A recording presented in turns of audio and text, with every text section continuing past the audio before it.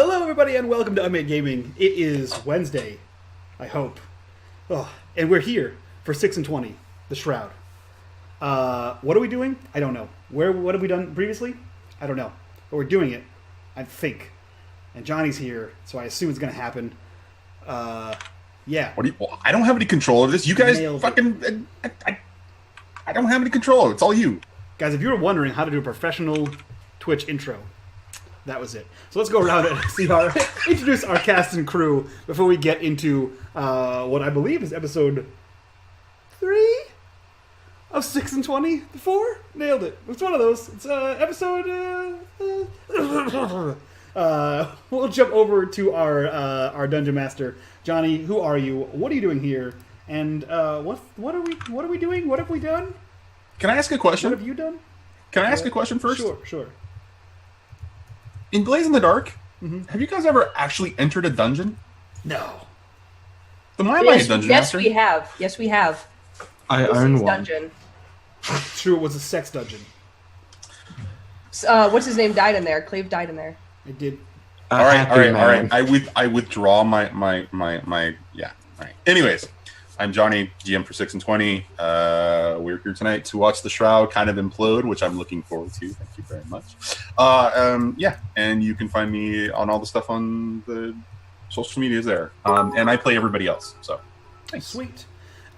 Somebody who's finally getting his gaming fill and soon to be going into overload mode. Greg, who are you? What are you doing here? And who are you playing tonight? I am Greg, Grimjack21502 on Twitch and Twitter. We have just come out of the holiday season. I am ready to get back into the dirty underbelly that is the city of Duskfall, playing the Lurk Steam, who is also a god, who is also ready to kick some ass of an upstart standing in front of him. Is that upstart OC? No.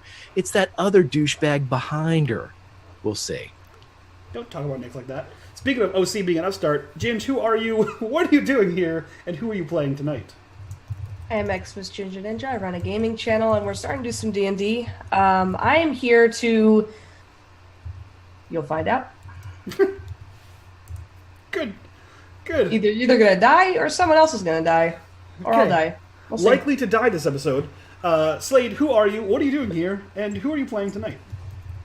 Yeah, Slade for Credice Gaming, and I'm returning as Cannon Fodder Bowerstone. That pretty much sums that up. Am I going to die? Chances are likely. Is it going to be glorious? Probably not. I think that was, in 3 seasons, that was your best intro. That was the best one. Quite literally a puppet this episode, to be fair. Yeah. That was your best intro. Is it likely to die? Yeah, probably. Is it going to be great? Nah, probably not. So before we hand things over to Johnny to bring us back to Duskfall, I'll remind you guys of all the awesome ways you can interact with the show. Along the bottom of the screen, you'll see followers, subscribers, and retweets. Anytime we hit any of those goals on screen, everyone on screen gets position in this game. You can also check the donation section down below for all the cool donations you guys can do, or you can type an !bit_D in the chat, and you can see all of the cool Blades exclusive donation goals you can hit. And yeah, without that, Johnny, what the hell are we doing? Seems to be... I can't quite remember all the details, but it seems to me there was a group of this lovely 4 criminal types wandering off into the Deadlands, looking for some jackass that they needed to find, and they found a bit more than they could swallow, I think.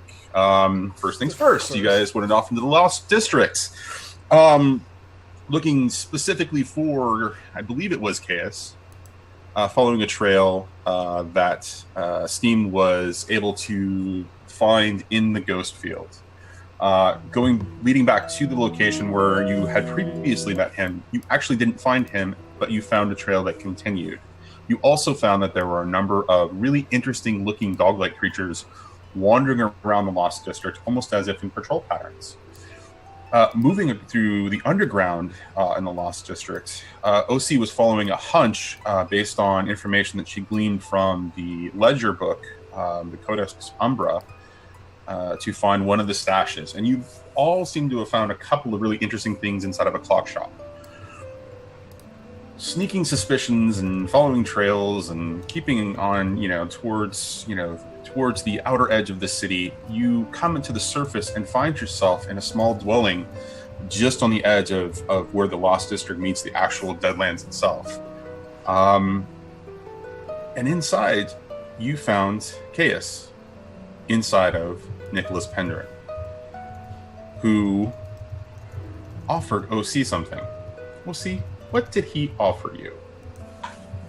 Well, as you guys know, my team hasn't been too instrumental in helping me resolve the wife problems. But someone came along and was like, "Hey, these people are chumps. You could pretty easily kill them. Why don't I'll fix her for you? We can be friends. Go shopping." That's how I remember. That sounds about accurate. What do you guys think? Did that really happen, or is that just it all in OC's head? I think she was on her own supply. I think that's how it Technically, happened. it would be Steam's supply, to be fair. It's true. I don't think it went down quite like that. I take full responsibility for that. I agree with that statement. Of course you It's do. your I fault. said it. It's your fault, Steve. So, All and of there's a couple of interesting wrinkles about the situation that you guys are in as we begin to open up on this, and I want to highlight them again, just so everybody is aware. Offers on the table to Orange Crush for Nye, if she does the deed that he asked her to do, which is specifically kill the group. And this is all based on a devil's bargain that when she found Nicholas Penderin, he would make her an offer she couldn't refuse. Now, to clarify, that's the kind of thing where there's like a huge amount of incentive, not a compelled, she cannot refuse this. So she is ultimately up for the decision. She is 3 against 1, except Mr. Bowerstone, It's Lord fucking useless. Bowerstone, Alderman Bowerstone. The Bower Bomb is under her spell because she gave him trance powder in order to calm his panicky, sort of weird, anxiety, sort of angry state. And that is where we open up as the room just kind of fills in behind you guys. You are standing in front of Nicholas Penderin. He is sitting behind a desk. He is looking towards you, making this offer.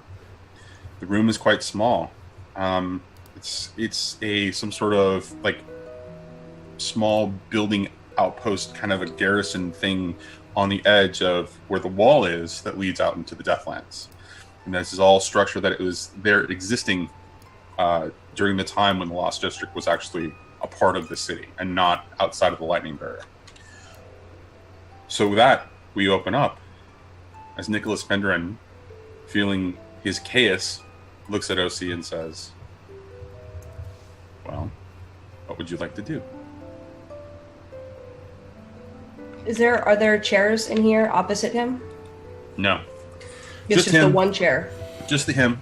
On the table or on the desk in front of him appears to be, splayed out a scroll.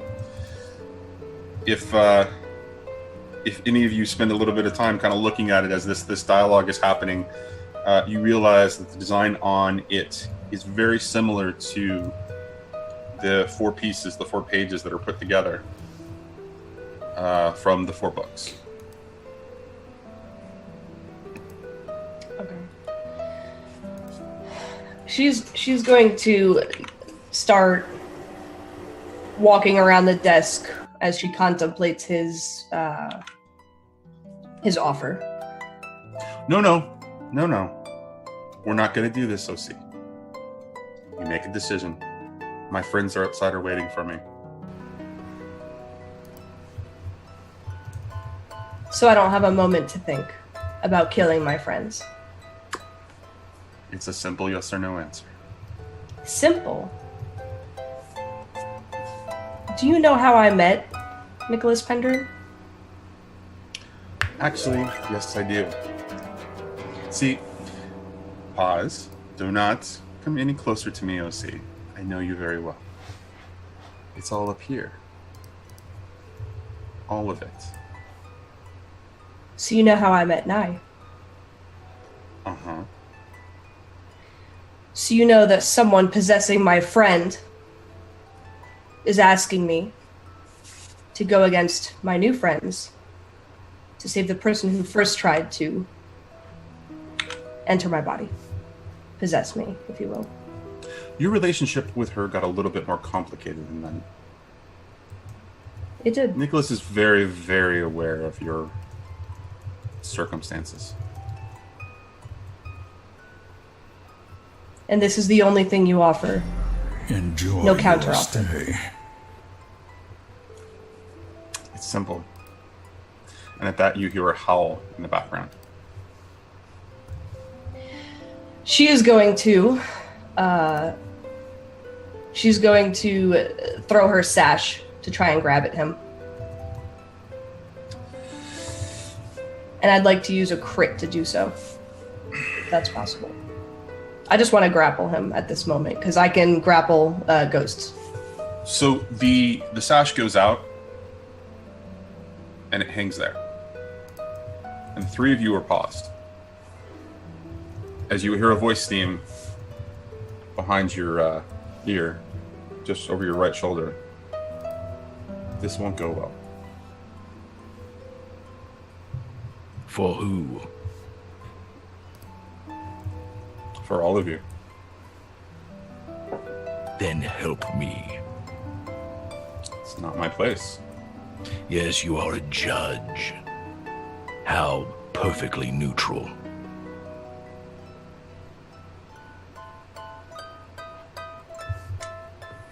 If you wish.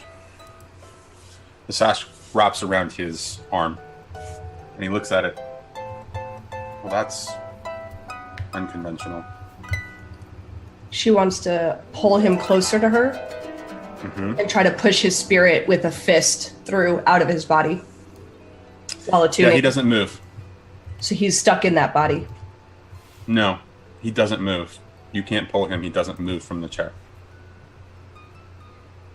Do you know what he is? Who? Nicholas.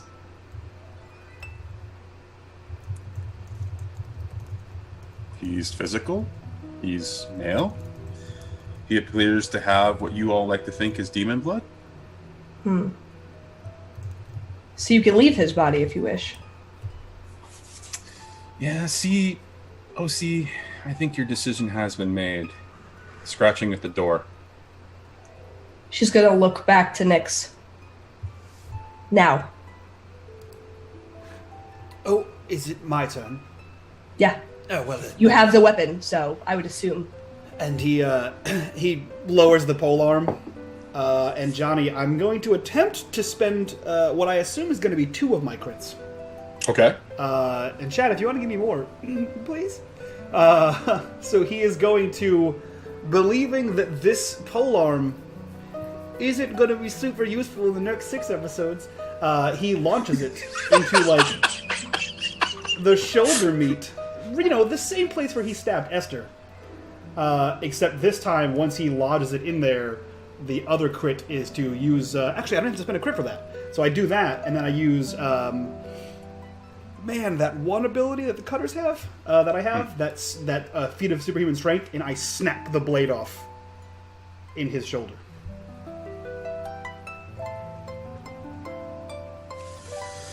So, just so I'm clear about this, you take the staff, The polearm. shove it into him, Yep. and then snap.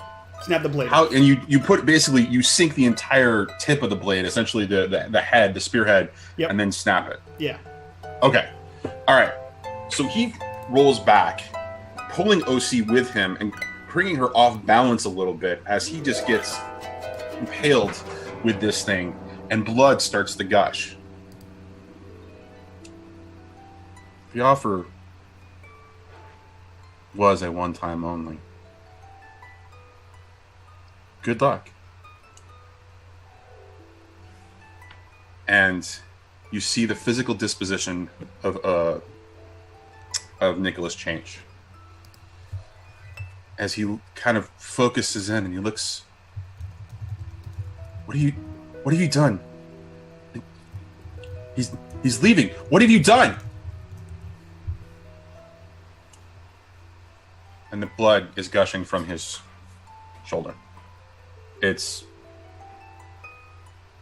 you hit the artery. It's just coming out, and he's beginning to look paler and paler.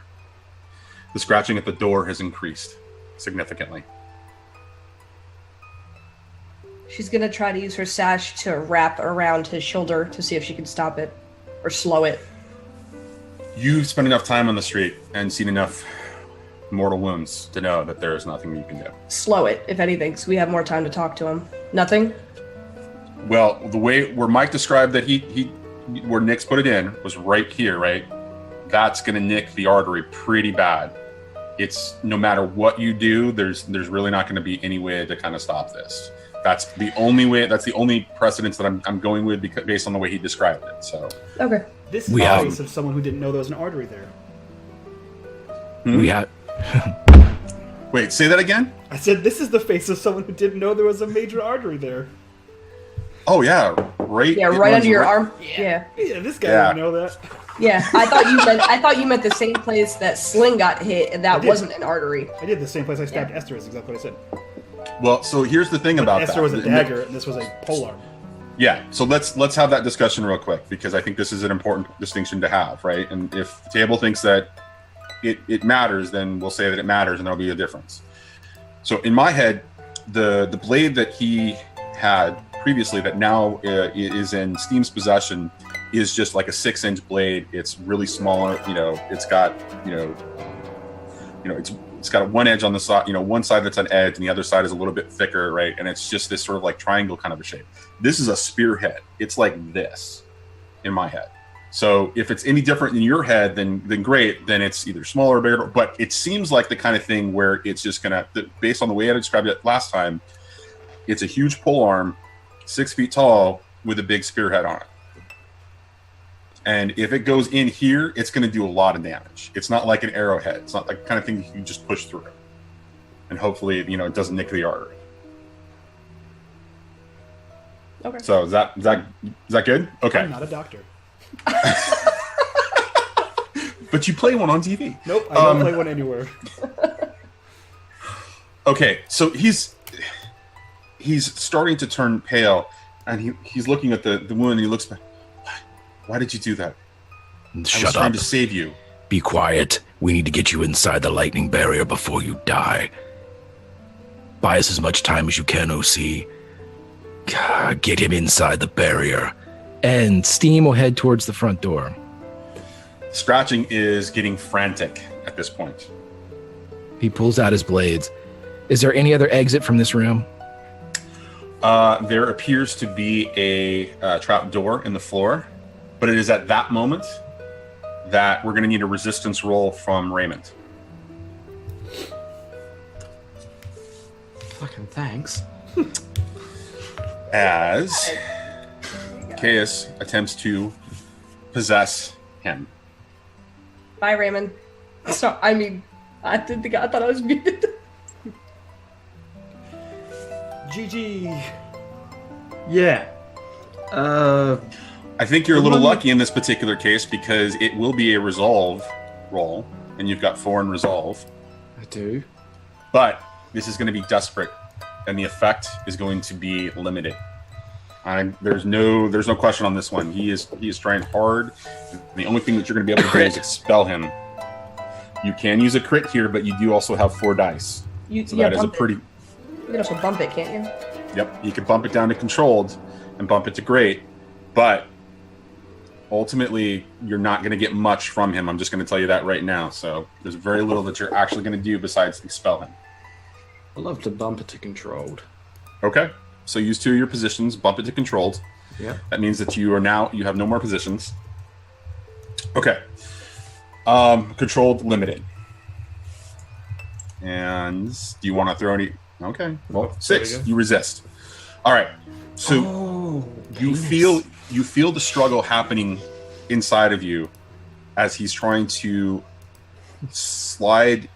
It's not easy. It's not simple. It's not smooth. It's angry and aggressive, and it's just it's alien and foreign as he's trying to just merge his soul with your body.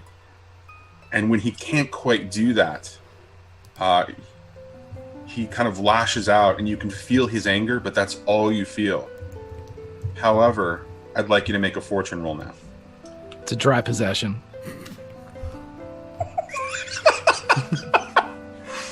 Thank you. Welcome back, everybody. Okay.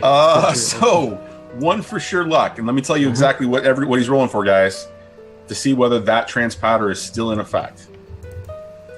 Oh, fuck. Anybody else got trance powder on them? Anybody? So, one for sheer luck. What's in his favor, guys? Oh, fuck me, I don't know. Nothing. I'm Raymond fucking Bowerstone. Yeah, Just doesn't like work here, guys. to see if the trance powder is still in effect. I don't think anything. I don't think he wants it to be in effect. Nope. Well, the last roll is in his favor, I think, because the last time he rolled for a fortune roll to find out if the command that OC gave him would stick, and it did. So that, I think, plays in his favor. So that's an additional die there.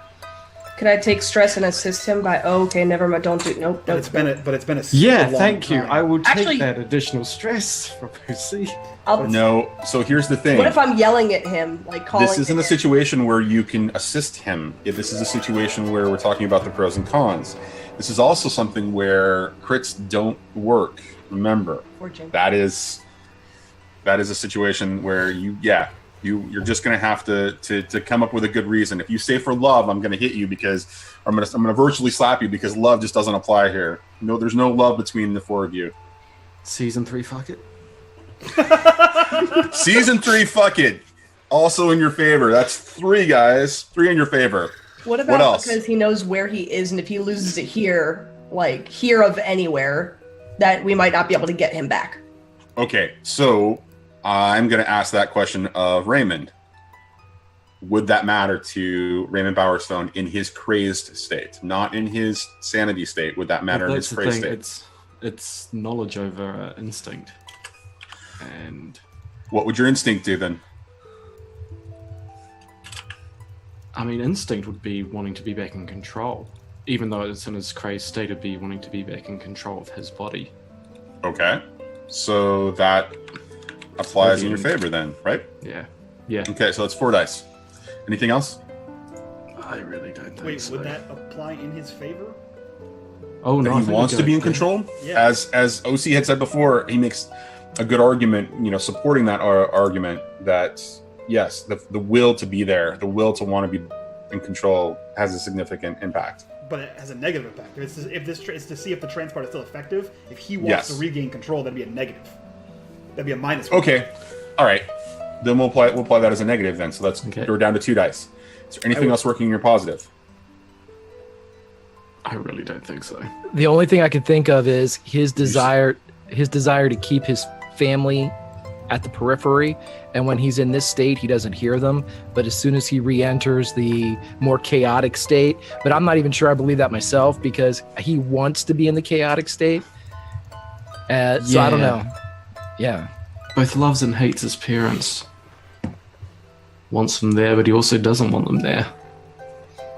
I don't think it factors into it. It's a positive and a negative. Okay. So I So think then it's- really I'm dealing with 2.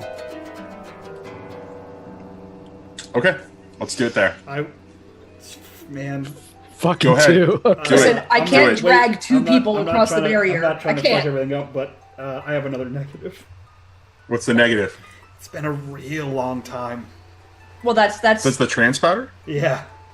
She tranced him when we walked out of the lightning barrier. Then we had Like to an walk hour. all the way through the city, two. up the Yeah. tower, down the tower, through the underground. It's been Can a I counter minute. that with we never actually rolled for the for how effective it was, and Slade messaged me last game and he goes, "Hey, did we ever roll to see how good this worked?" And I'm like, "Nope, shut up, nope." Shh. So one of the reasons that we didn't roll this time was because I knew that we were going to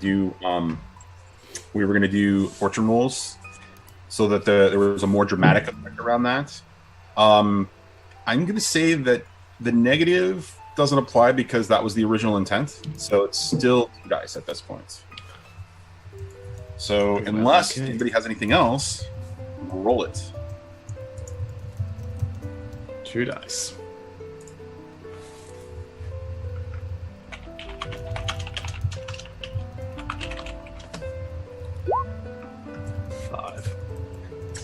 Okay, so you're mostly in control, right? But you are starting to feel the edginess start to come in. If you make another fortune roll and it's a partial success, you're going to suffer an effect that is related to your position. It's always going to be at least risky no matter what. Ooh, I like that. Okay. All right. So, Give me a whammy. Damn it. so what's the plan here, guys? So he's still in mind control. He's still in control at this point. Okay. And Nicholas is bleeding out, and Steam just went towards the front door where the sounds of the scratching is coming from. Is that's the opposite direction of where we came from? Yes. Yeah, we came into the front door. There's a trap door in the floor. You guys have to get Pendrin inside the lightning barrier before he expires, because if he dies out here, he dies in the Deadlands. Yeah, okay. And I have he is no fucked. idea where that front door goes, but I know where the trap door goes, because that's the one we came through. No, it's not the one you came through. We No, came through the front door. Fuck. Wait, how did we come to the front door? We were underground. Yeah. You walked up a ramp. Remember, the underground in the Lost District was used in order to transport trade goods and other types of goods, and so it was quite large. And there was this huge ramp because the Wagons and stuff, yeah. right, the guardhouse that you were in is right at the essentially at the edge of town. And there's this big wall that, as a part of the district, there's this big wall, and that was the entrance to there for, most of the quote unquote trade, right? Because the Lost District has actually, been there for an exceptionally long time. Okay. I'm gonna make a call for a fortune roll Okay. to see if Nyx can securely tie that sash around the blade that is embedded in his shoulder to stem the flow of blood as best he can. I think that that's a great idea. So Because it's his something that... his use of ropes on boats. Okay. I think OC's awareness of the sash's material and how to use it and how constrictive it is, she understands the material itself in a pretty big way, right? I think that applies. Help, guys. I'm gonna buy him extra time. For Okay. What do you got, Slade? I don't know, I could stick my fingers in his hole to stop him bleeding. No, we don't want you sticking your Don't fingers in stick your anyone's fingers holes. in any of his holes. You stay the fuck away from my friend. Going outside. I know paramedic shit. So 4 it Let's is. stop. hold on. There are negatives too. Yeah. Go ahead. No, What were you that's gonna it. say? The fact that it's an artery. Okay. What else you got? The fact that any shifting of the blade could make the damage worse. And I think that 2 is perfect. All right. Well, I think if Hold I on. wrapped the sash over it, wouldn't it hold it still if I wrapped it over it? You know what I mean? To hold it in place? Because I just wrapped... Well, so here's the thing about the blade moving, right? If you were to do it wrong, if you were to apply pressure wrong in any way, like there's also the fact that moving him in any way might dislodge the blade as well. So you need to keep the blade in position so that it's applying pressure without it moving too terribly much, because it could cause the damage worse. So the fact that you have this experience with your sash, the fact that Nyx has this experience in respect to how he ties knots. Between the two of you, that seems like a practical way to solve this particular problem. But there's still an element of risk, no matter what. So I think that 2 makes sense. Okay.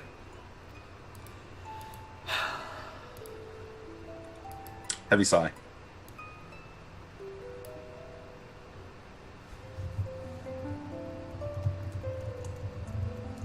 What message are you typing I now? love when people smile when they're typing the note. Don't worry about it, Johnny.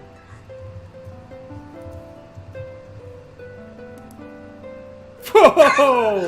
No, never put fucking in it. Never. Season 3, fuck it. Oh, I Mr. Wolfed it. Yeah, you did. fucked it. So as you're kind of trying to wrap this, and there's the scratching at the door, you've got Steam, trying to figure this out. Raymond's just kind of standing, kind of taking in the situation.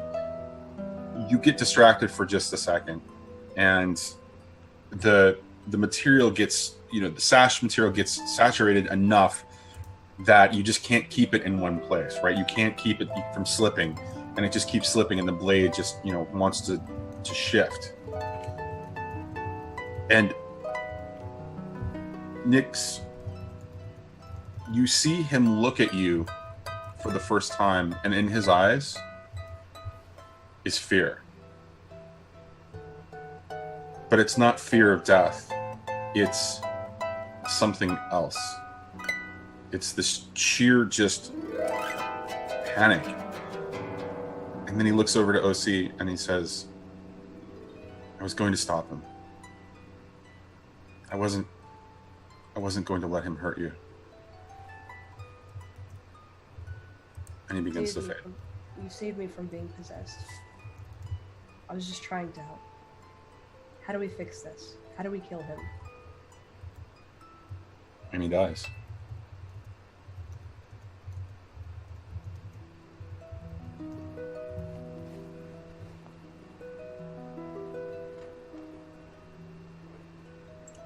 He will rise soon. Get him through the lightning barrier. Death is never the end here. I will buy you time. With that, OC is going to rip the piece from his chest and try to put her over one of his shoulders. Bowerstone, help me. Now. Well, of course. How heavy is this kid? It's How all right, heavy? bro. I do How squats. heavy is he? Mhm. I don't know. You played him. How heavy is he? I mean, he seemed like a pretty lanky, kind of Yeah. scrawny kid. So I assume that either of you will be able to easily put him over your shoulder. Either of whom? No, either of you, OC or Nyx, could easily do it. I'll throw him over my shoulder then. You sure? Yep.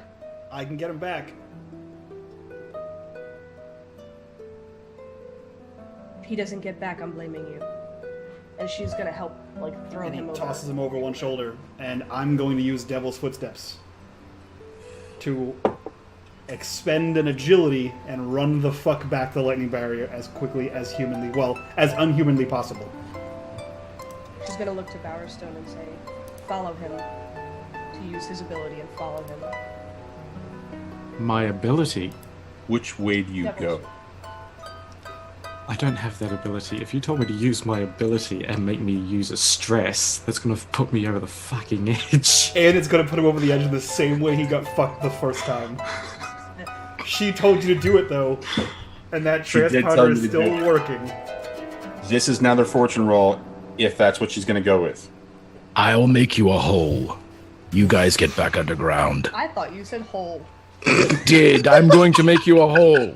I'm gonna make you a hole you can't refuse. Be careful, Bowerstone's going to stick his fingers in it, so... Okay, well, let's do this, Johnny. Maybe this will work out a little bit. I'm going to phase through the door out and to see whatever the hell's out there. I'm assuming it's a ton of those fucking dogs, right? Mm-hmm. How many? So no, it's not a ton of the dogs. There are two dogs kind of scratching, right? And this is the first time you get to see them up close. And they are swiping at the door. But the moment that you phase through, their snarling turns and looks up at you as they make the snap at you. Okay. And you see two of them.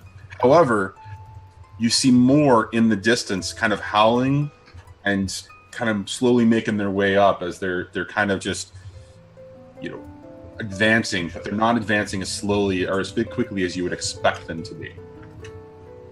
Okay, Johnny, here's what Steam is going to do. As soon as he goes out, he sees a snap. He is going to threaten the dog's aggressive stance towards them, and he is going to run towards the bulk or the host of the dogs in the city proper. All the while, he is going to flare in the field as he turns, pulls out the demon blade and one of his own, and just gets ready to wreck as many of these fucking twats as get close to him. Oh, can I raise my hand for a second and ask you to check chat? I think your sister doesn't like what you're doing. My sister is not here. All right. She's on So the beach up in Takarosi somewhere. So you're gonna phase out and start basically slashing with your blades. Oh yeah, I'm going full Devil's Footsteps with the mass. As soon as any of them get into the area, I can do up to 6 of them and suppress an attack at one time. Okay. And I am going to start burning crits, Johnny, to That's fine. murder these puppies. So I'm going to buy as much time as it takes for them to all get out. Okay. So you phase out the first 2 dogs. Notice you pass by them, basically passing through them, between them, and they turn. You can go west towards the part of the district proper, the Lost District proper, back towards the 4-story end that was Chaos's previous location, or you can go into the Deadlands. Which direction do you go? Or you could technically go down the ramp and go back into the underground. I want to clear the way. I want to go whatever direction gives them the best way to retreat the way that we came, or to buy them access to the docks. Because you said one way overground will take us back towards Chaos's previous, which on the way there would be the docks with the boat and everything. That is correct. So whatever way drags the enemy from the ultimate goal of being the docks or the underground to get to the docks. So I want to give them. I want to give them a canyon or a valley to get through. As okay, so does that mean that you're leading the dogs back into the district proper towards Chaos's original location? Then, because ultimately that's the direction that you need to go, or you could lead them into the or out into the Deathlands, or you could lead them down into the underground. They'll follow you wherever you go, but ultimately the direction that they need to go is the direction of Chaos's original location, the 4-story, which will lead them down that boulevard, basically back towards the docks. I'll take them into the Deadlands. Oh, okay. Yeah. All right. Season 3, fuck it. You move into the Deadlands. And I am flaring up. Like attuning and fucking flaring up. Like a beacon in the night for whatever the fuck's out there. So, it's really dark out there. There's lightning off in the distance. But as you get outside the gate proper and out into the Deathlands itself, everything appears to be gravel and dirt and sand and brush, and there is very little, if any, vegetation, and what vegetation you see is all distorted and weird. It's not mushrooms, but these weird vines that kind of grow in different directions. And so you head out into the Deathlands, and you get probably a good 50 feet out there and figure that this is a good position to kind of make a stand, as you can kind of use some of these large, weird sort of, growths and rocks to just kind of, angle around and deflect their attacks. And so I'm not even going to force you to do a crit for these first 2. You're able to get out there, get into position, and your first blade slices out, cutting the throat of the first one, as you're able to sink your second blade into one next to you and kind of spin and turn around and throw it out, farther out into the Deathlands. But it's at that moment that you look out into the Deathlands, watching the body flow, that a huge lightning strike just kind of plays across the sky, and you see that there are figures, row after row after row of figures out there in the Deathlands, vaguely human shape. And you pause for a second, and you look, and you see that they're slowly moving towards the Lost District. And as another strike of lightning plays across the sky, it hangs there. And you hear the voice. I tried to warn you. It was a bad choice. You want to judge something? Judge this. He advances into the Deadlands. Okay. The lightning continues to play across as we cut to OC Nyx, and Bowerstone. Steam has played through the front door, and you hear the dogs begin to play off. And just after that, the barking starts, and you hear a cry and a whelp. You hear 2 more packs of them move off into the Deadlands. And when you look, you glance outside. It does not appear that there is anything going on. There was no activity on the street. So Nyx is gone, right? With Pendrin? You're going underground, right? With Penderin, right then? Yeah. Is that what I understand? Yes, but I'm also using the Devil's Footsteps, so I'm markedly faster than them. Okay, so eventually you find your way back into the underground path that you were taking that takes you back to Chaos's 4-story inn. And you're able to get up the stairs.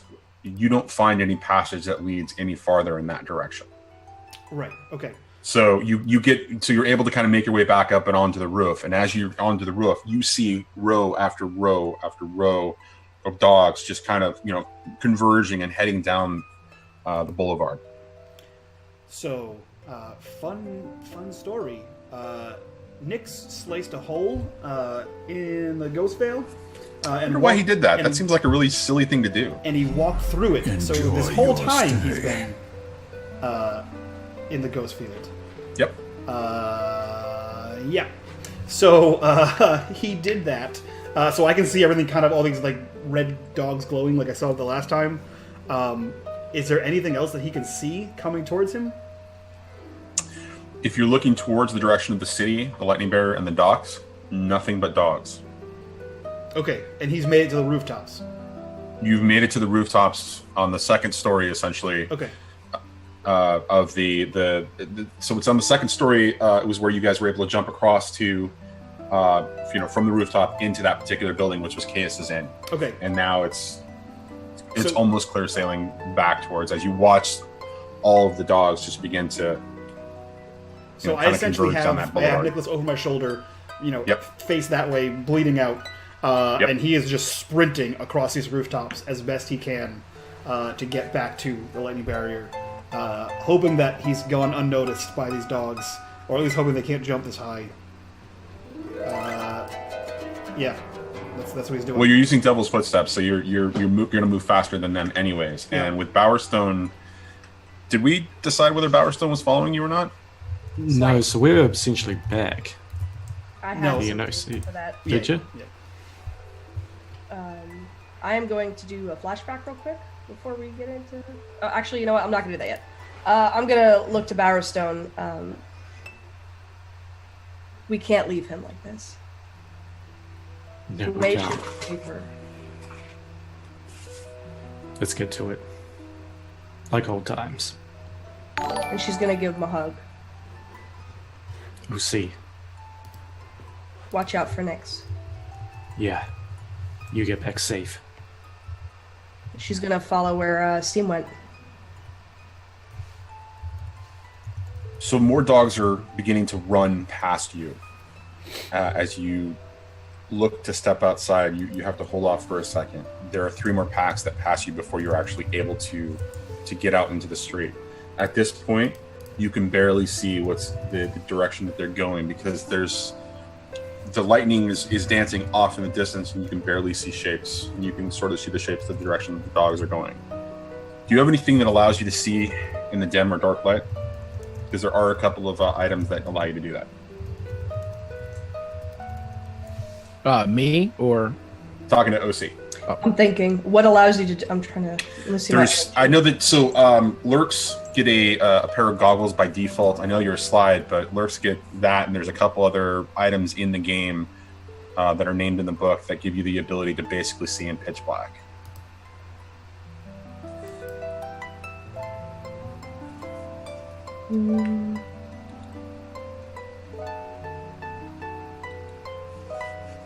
No.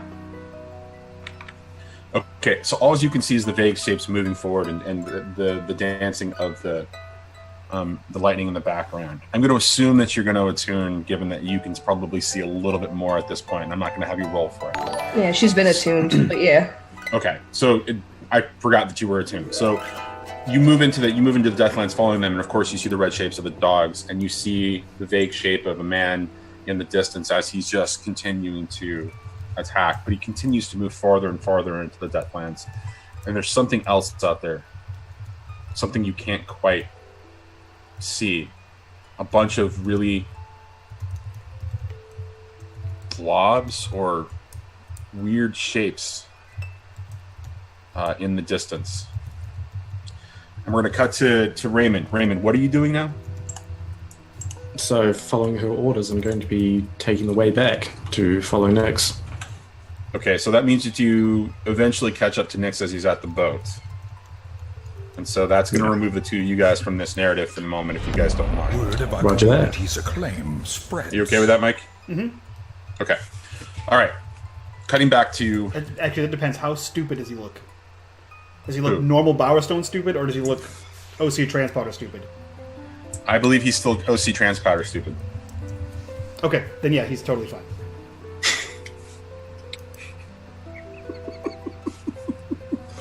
Okay, so before we go anywhere, Ryan says he would like to give his subscriber benefits to Johnny.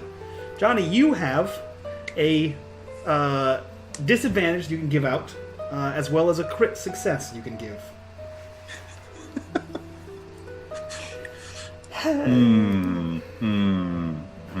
I think that OC deserves the crit success, and that I suspect Greg is going to need this as well, but he's got more crits than anybody else, so he's going to get the position change. The position lowered. Position lowered, right? Yeah. So it's right. Okay, so we cut back to Steam. As you begin to continue to move, as you're moving out into the Deathlands, and you're still attacking the dogs, right? I'm not having you roll at this point because you're able to. These are really just feral creatures that you're able to really kind of easily take on. You haven't been overwhelmed yet because you've been taking advantage of the ground. But you get out farther and you get past another rock, and finally, for the first time, things begin to come into focus. As you were seeing this weird blue haze in the direction where you were seeing these vaguely human shapes. Now those shapes are beginning to kind of form as fully blue forms, but you realize they're not just spirits. And the closer you get, swiping back and forth, killing these dogs that just keep coming after you, two at a time. You stop for a second as it takes your breath away with what you see. And what you see is inhabited holes walking your direction. Not holes, sorry, hollows walking your direction. Walking very slowly. All containing spirits. But the bodies are decaying.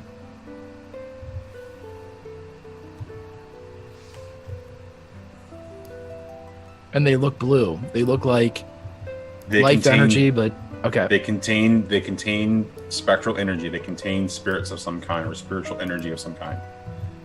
But their bodies are decaying, so they are not clearly vampires. Can I see OC? Because her beacon is quite different in the field for me than it is.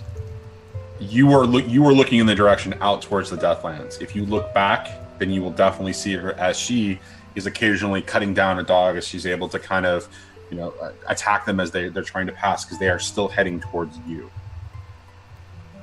Okay, well, as soon as he would see her, I'm assuming like as he's twirling, he would catch a glimpse of her red, as he turns and sees her, he will scream back, "Go back!"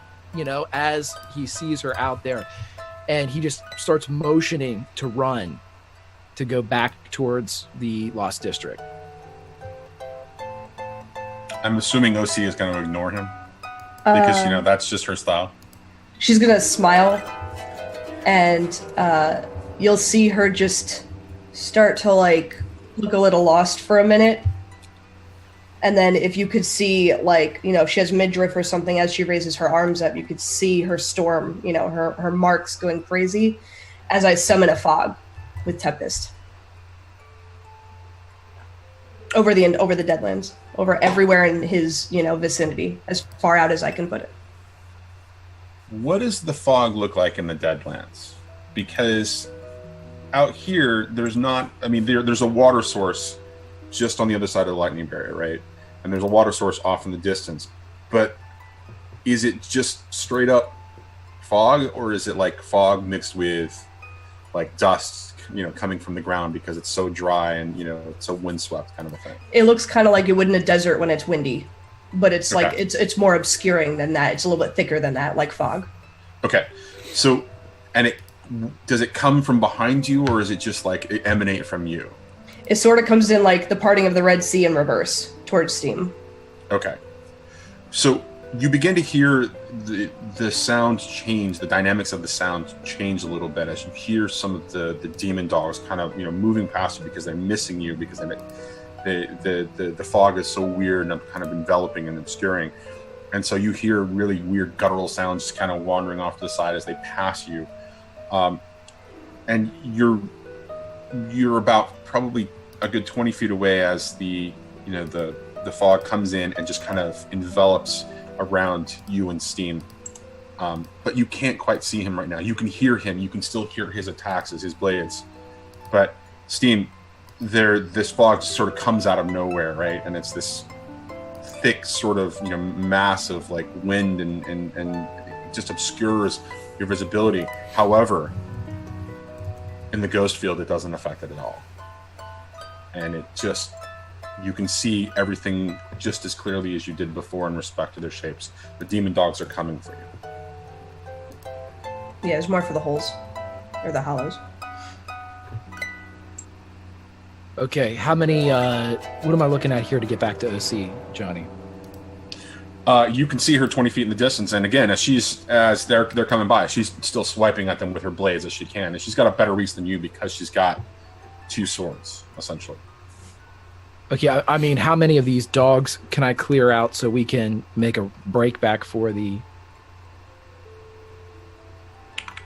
So the dogs just keep coming in kind of like in waves, but it's really more about their it's infrequent. It's every time they come up, you're able to kind of just swipe them and take them out. And so you don't see very many coming at you right now behind OC. You do feel the oppressive presence of whatever it is behind you coming from those hollows and all of that spectral energy that's enveloped these hollows. And when you look at it, it goes on. Like it literally goes on for a long distance. Like this is an invasion. Like there is a mass of hollows coming your direction. But I mean, they're not coming for me. They're coming towards Duskfall. Yes. As far as you can assume, that is what's happening. Johnny, would I have enough time to glean information, distance information of these hollows, if I have a break in the attack? Can I get some information? And by that, I'd like to try Ghost Mind, because I'm always aware of whatever's in the area that's supernatural. But I also get a plus one die to glean information from the presence that it's in, what's in my presence. So can I try to maybe get a little more info? Absolutely. Okay, what do you want to tune for that, or? I think that's probably the best thing. And my position is desperate because I'm fighting, and you lowered my position. I'm gonna say it's risky. Here's why I'm gonna argue that it's risky. Because you're not in any immediate danger. You're able to easily take on these demon dogs as they come in 2 by 2, right? They haven't come in a wave they haven't grouped together as a pack, right? They're definitely operating under some influence in a very particular way. So it's risky at this point. Also, you've got OC who's taking 1 or 2 out when she can as they try to pass her. That being said, you're not also in any immediate danger from that essentially that horde of hollows that are coming your direction. So we're going to call it risky. I think the effect is going to be great, though, unless somebody wants to argue otherwise, because the opportunity for learning a great deal of information is here. Now, do you want to push yourself or take a devil's bargain? Let me see. Can I raise my position? Wait, position. I can't raise my effect to extreme, can I? No. Okay. Because that's actually for a different hack of the game. Right. Okay.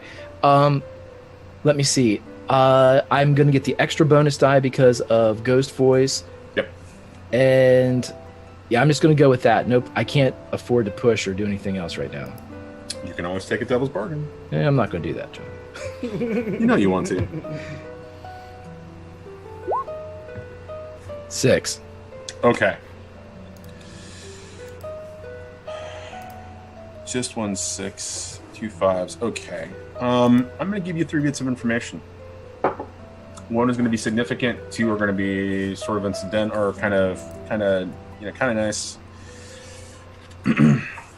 So when you do this, how do you reach out to them? Like, how do you do? What is this like for Steam? You know, what is the emotion behind it? What is the physical behind it? Describe to me the experience of reaching out to these things that are out there in the distance.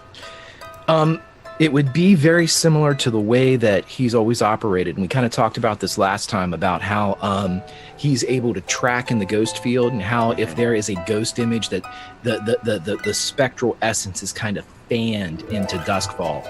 Well, he's going to actually do that in reverse this time. Instead of reading and following the fanning of that scent, to gain their attention, to see if he can maybe, have this kind of energy or this force for even the briefest of moments kind of turn and regard him.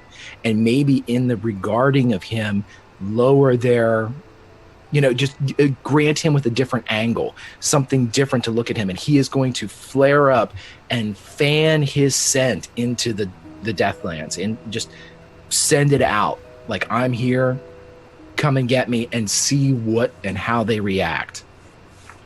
So what OC would see is, even as the fog rolls in the quote unquote real world, almost just as it emanated from inside of her, as this fog kind of came out, Steam kind of spreads his arms in a very Jesus Christ pose.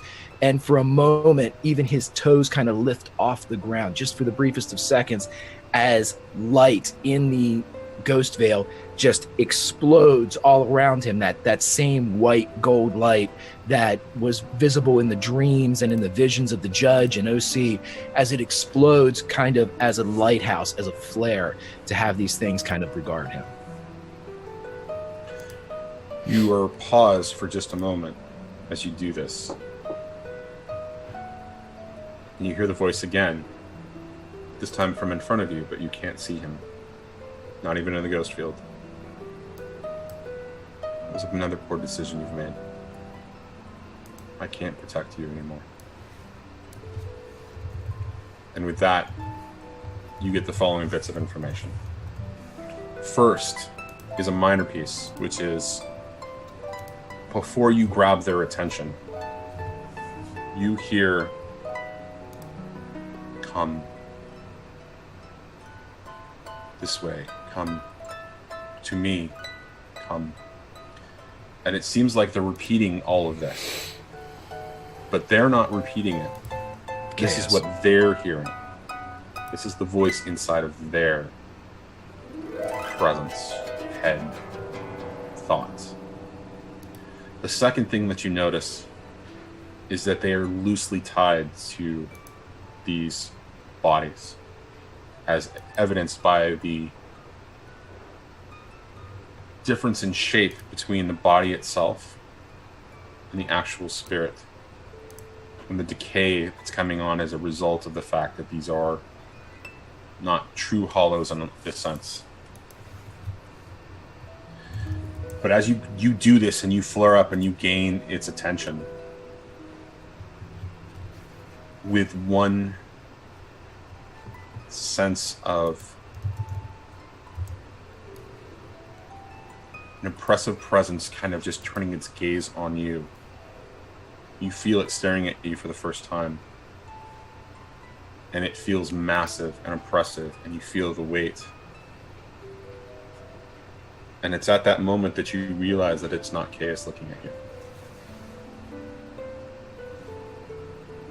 And that whatever is looking at you is looking at you through these eyes from a great distance to the south.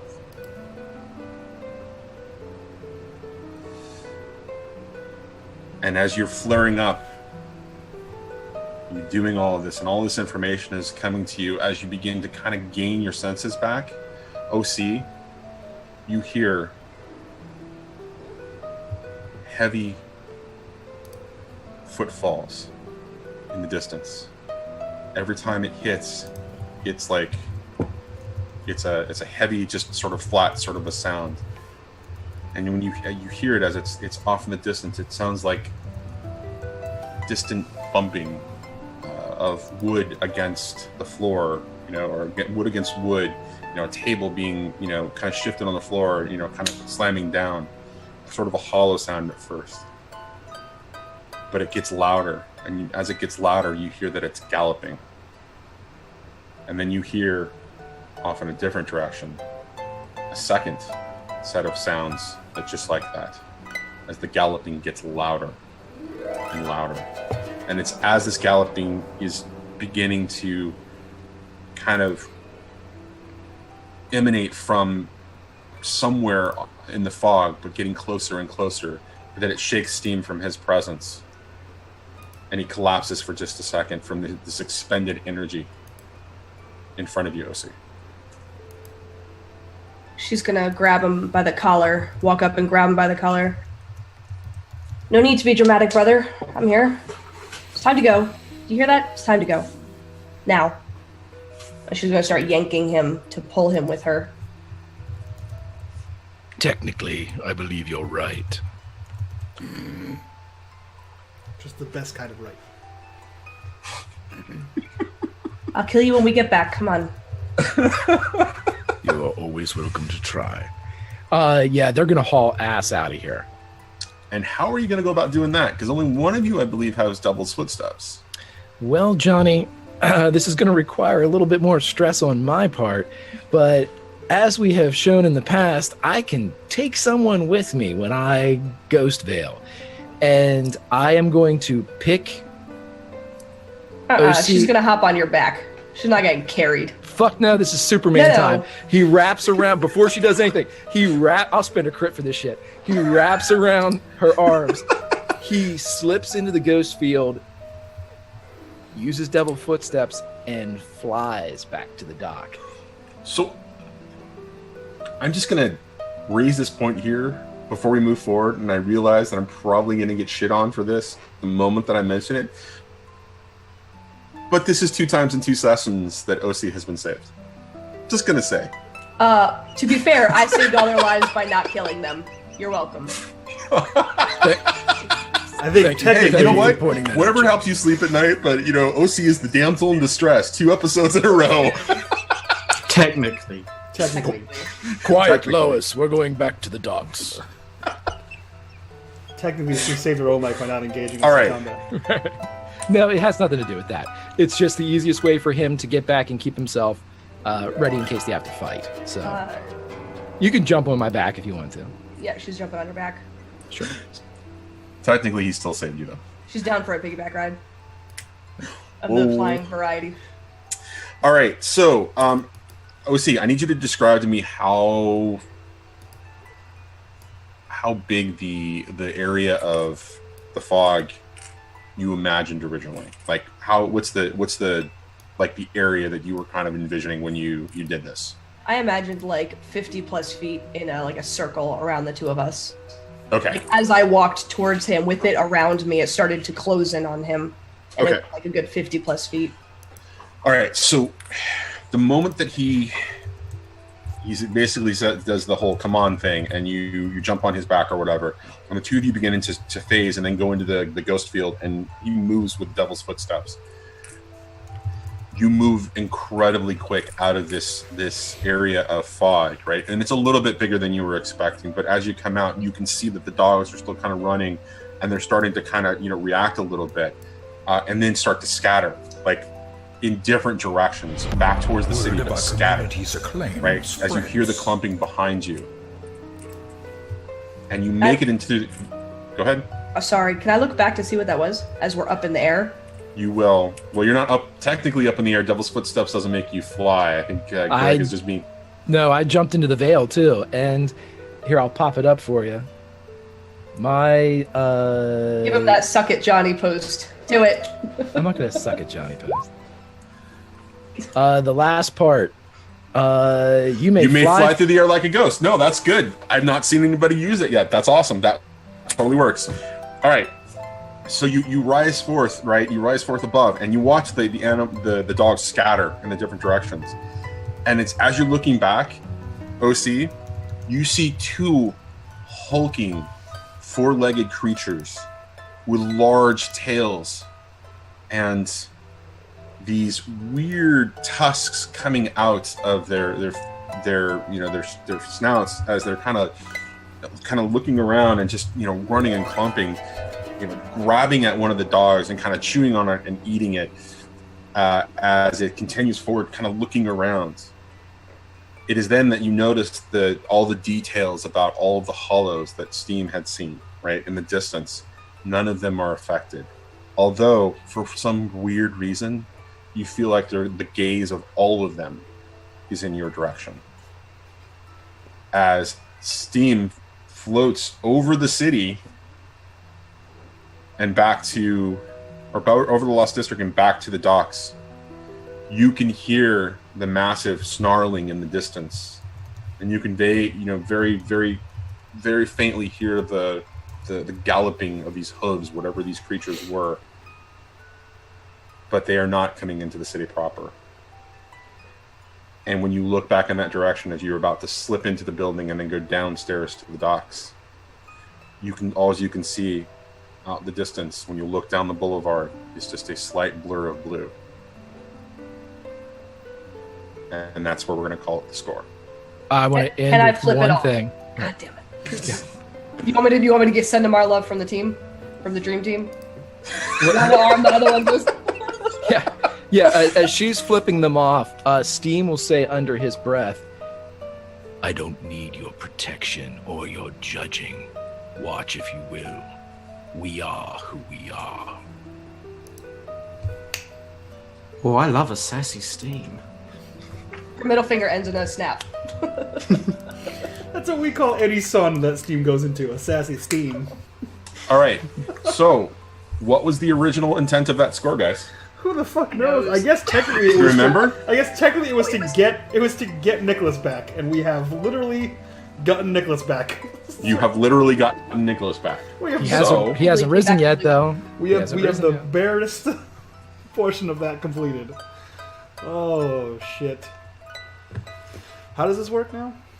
So, with that in mind, that sounds like a success to you guys, right? You successfully completed the score. You got Nicholas back. His mom's gonna be pissed, but let's be honest. Nah, she's dead too, so what's she gonna do about it? Right, he's not dead. I mean, well, he's dead, but I mean, we can, you know. You should bring him to the library. So I'm going to. Yeah. All right. So payoff wise, guys, let's talk about rep. 0. 2 by default, because remember, rep is not, or rep and coin is not necessarily about the actual act of your deeds. It's the work that's going on necessarily in the background as well. I think you guys deserve 2 by default. I don't think that because KS is you almost on level in respect to his reputation or about his tier, so I think it's about the same. So it's just going to be 2 by default. Okay. But from a coin perspective, what do you guys think? Whatever the smallest one is. Why? Because we got material objects in this thing. And which also, you subsequently ruined. Well, one of them. I still have the ritual thing, and Bowerstone still has a book. You still have the ritual amulet dagger. Okay, And I have thought the it was amulet. There's 2. There was a ceremonial ritual dagger. There was the Aruvian amulet that I have, and there's a book that Bowerstone has. That's correct. Okay, so, all right, we'll go with 2 coin then. Okay. What about heat? I'm pretty sure we have an army after us, so I think it's contained. I think it's contained because they can't cross that border. We're not going back. Fuck Yeah, that. and we didn't kill anybody either. Well, we didn't kill anybody either. So, 2 heat plus high-profile target, a well-connected target. Sure. Yeah. So 3 heat. Plus 1. Okay. Hostile turf. Nah, it's okay. Enjoy your stay. You're not at war. Well, yes, technically you're at war with Chaos now, but we're not going to call that one. There was killing involved, though. Somebody technically died. we But killed a shit ton of dogs. to be fair, the killing heat thing is only because it calls the Deathseeker Crows. The Deathseeker Crows don't get called outside of Duskfall. Fair enough. Yes, Love it. So, technically 3 heat. correct. Okay, We should do Which more puts you at murdering what wanted outside. level and what heat? 1 and 4. Okay. All right, I'm going to roll off screen for entanglements. And since we've been gone, we have slippery. That's right. Okay, and so who wants to go first for downtime? Fuck me. And given the circumstance around the situation that you guys are currently in, I am expecting some RP during downtime. So don't feel like you have to hold off. If there's something that either directly or indirectly involves role playing with your downtime actions. I think I might go first, actually. How close is Beverly Chandler's hospice to the actual Path of Echoes? Wait, how close is her what? Her house? Her house. Is that the bitch with the hall that's over the thing? Yeah. Yep. Oh fuck yeah! How much stress you got left there, Steve? Yeah, I can't do anything. I was wondering about that. I'm a little tired. Just a little bit. Okay, so, okay, that's interesting.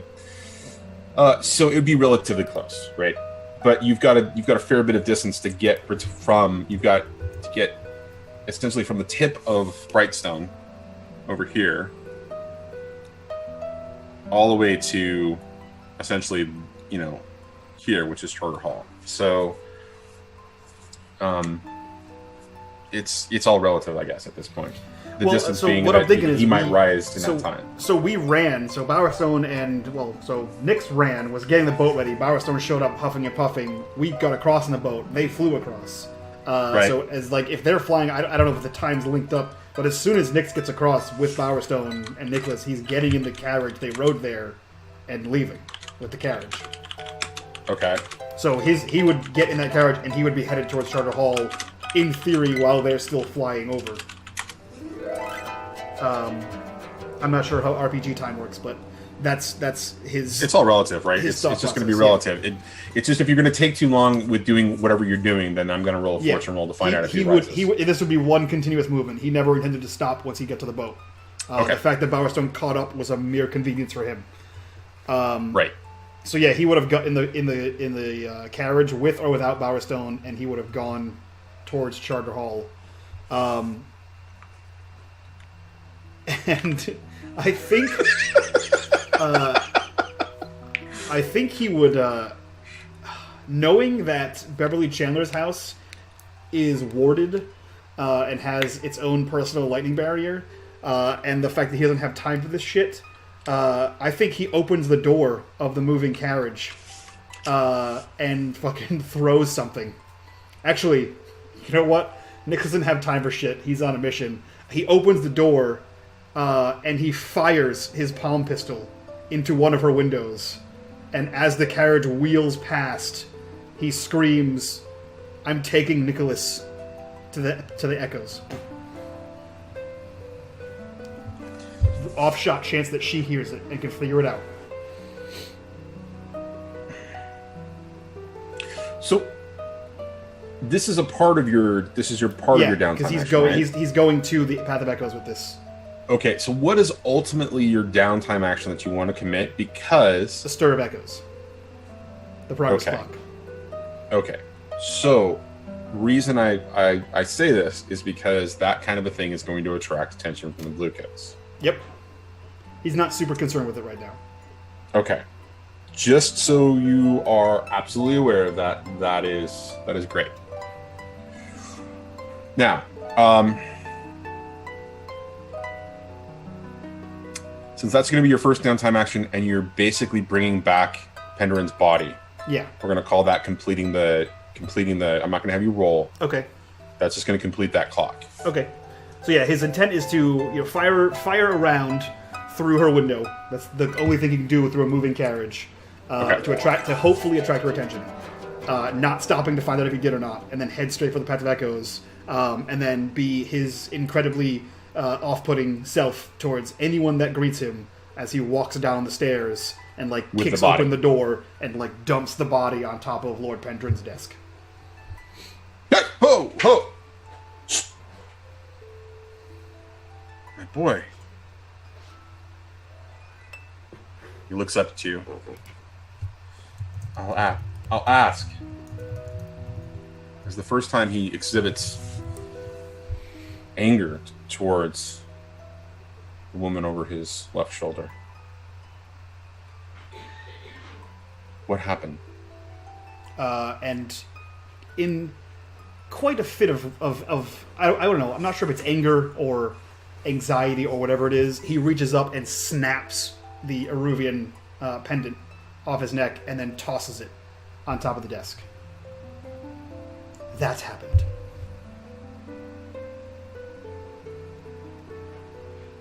Picks it up and looks at it.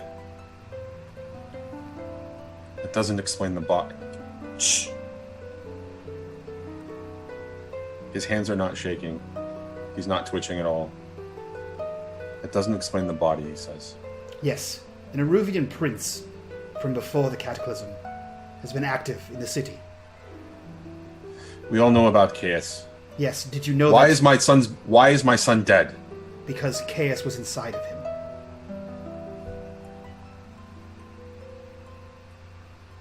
Why didn't you? It's at that moment that you hear her speak. And for the first time, you hear her voice very clearly. And she conveys to Pendrin that she knew that he was working with Chaos. And that she thought he was doing good. But the evidence says otherwise. He looks at the amulet. Pendrin looks at the amulet. Looks down at his son.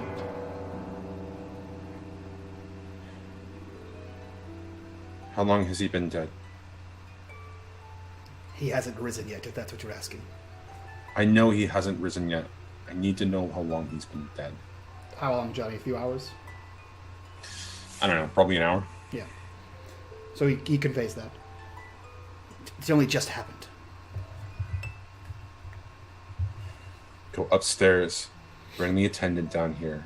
I need help now.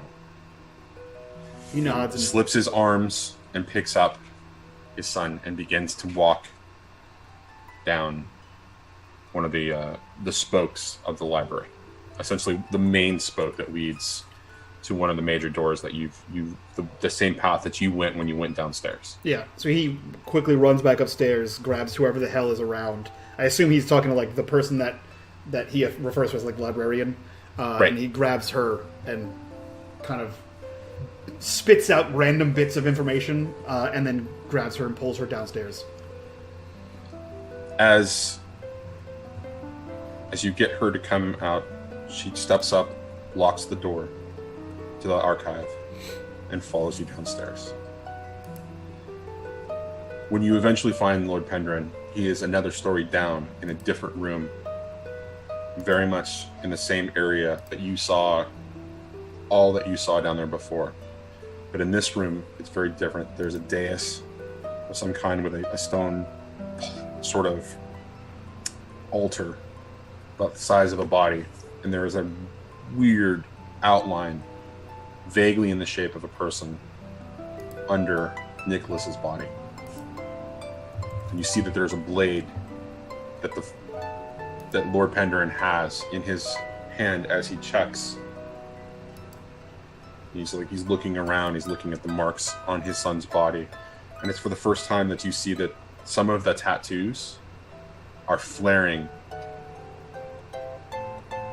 in a way that you've never seen tattoos flare before. They're almost ritual markings in some way, Is right? it eyeball tattoos, or does Penderin have more tattoos on his body? More tattoos on his body, because he's stripped off his shirt, and there are tattoos on his chest and in his arms, stuff that he had hidden. And these flaring tattoos, as they come out, you vaguely recognize some of them from the books. Not all of them, but some of them. And as you're kind of looking at it, you can see that in his hesitation to cut his son, he's examining, the various tattoos. He looks back at you and he says, "You come here and hold him here." And he asks you to basically hold him by his shoulders. He does. And he motions for the woman to hold on to his legs. And looking down, he takes the blade and begins to slowly cut into one of the ritual tattoos on his chest. And as he does, for the first time you see it flare blue instead of the weird sort of color that it's currently emanating, which is something between purple and red. These are protection tattoos. And he lifts up his son, kind of looks on the back, lays him back down. Where did you find him? In the Deathlands. Was that bastard in him? When I got there, he was. He lifts open his eyes and looks, and for the first time, his eyes are completely white. Brilliant white. Just no pupils, no nothing, no irises. He was a good boy. He turns his chin, looking at both sides of his face. He says, "Okay." And he begins to continue the cut around the chest tattoo. And as he does, it begins to vanish. And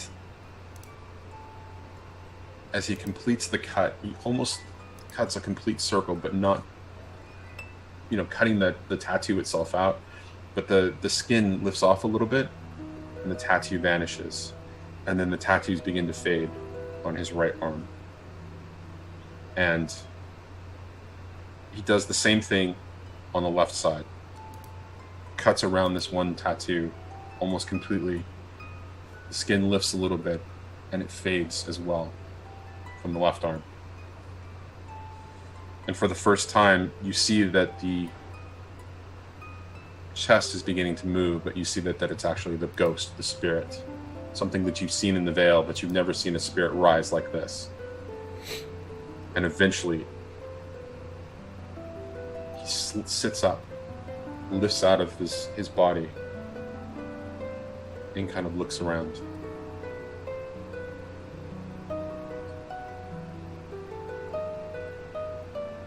This is curious.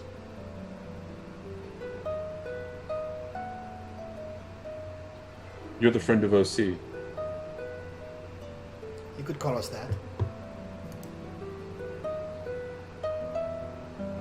He nods at the implied circumstance that nobody is necessarily ever really friends with anybody.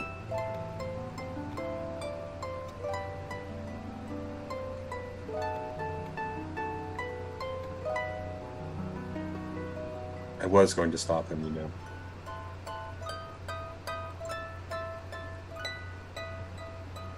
I've heard a good many people say they were going to stop him. None have. But I had him in me. I just needed a little bit more time. More time would have seen the rest of what you have referred to as OC's friends dead.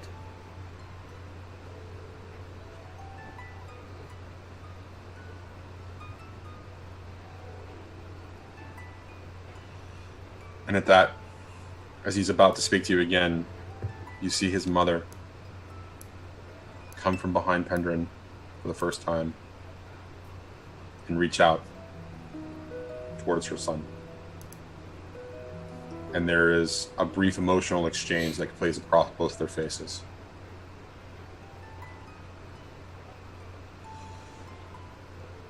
Okay.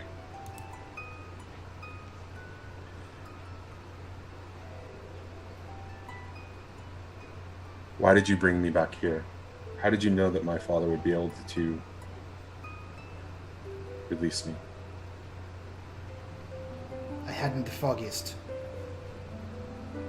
And why are we here? because I know your father, and I know your mother, and your teacher, and all three of them are looking for you.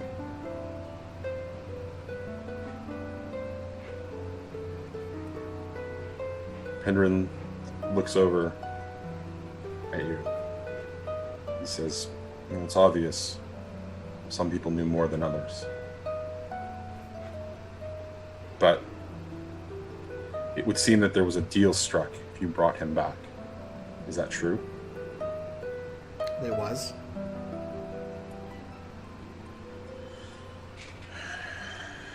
Then as the person responsible for fulfilling that deal, what do you want? It appears as though you have vast stores of knowledge on everything. I have a good deal of my own, and I would like to keep it that way. You have information on hulls and hollows, and what can be done with hollows, and he motions towards the tattoos on his body. He says, I know there's an after effect that one can create after a hollow. I want that.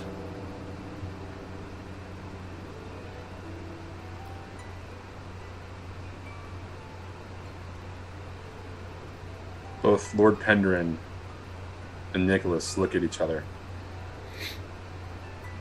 The exchange is brief, but there is a huge emotional play of concern on both of their faces.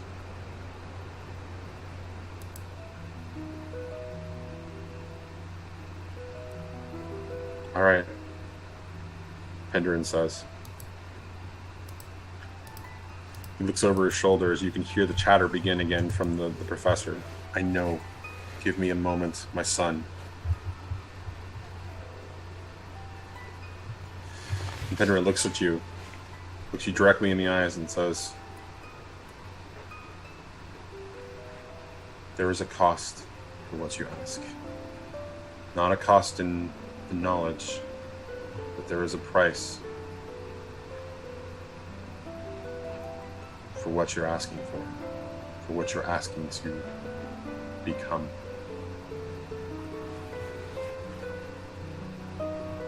What price? You'll find out soon enough. He says, I need time to attend to my son, to find his place here, to prepare his body. Return to me, and I will give you exactly what you were asking for. What's he preparing it for? That is for me and mine. I think it is time that you leave. He nods.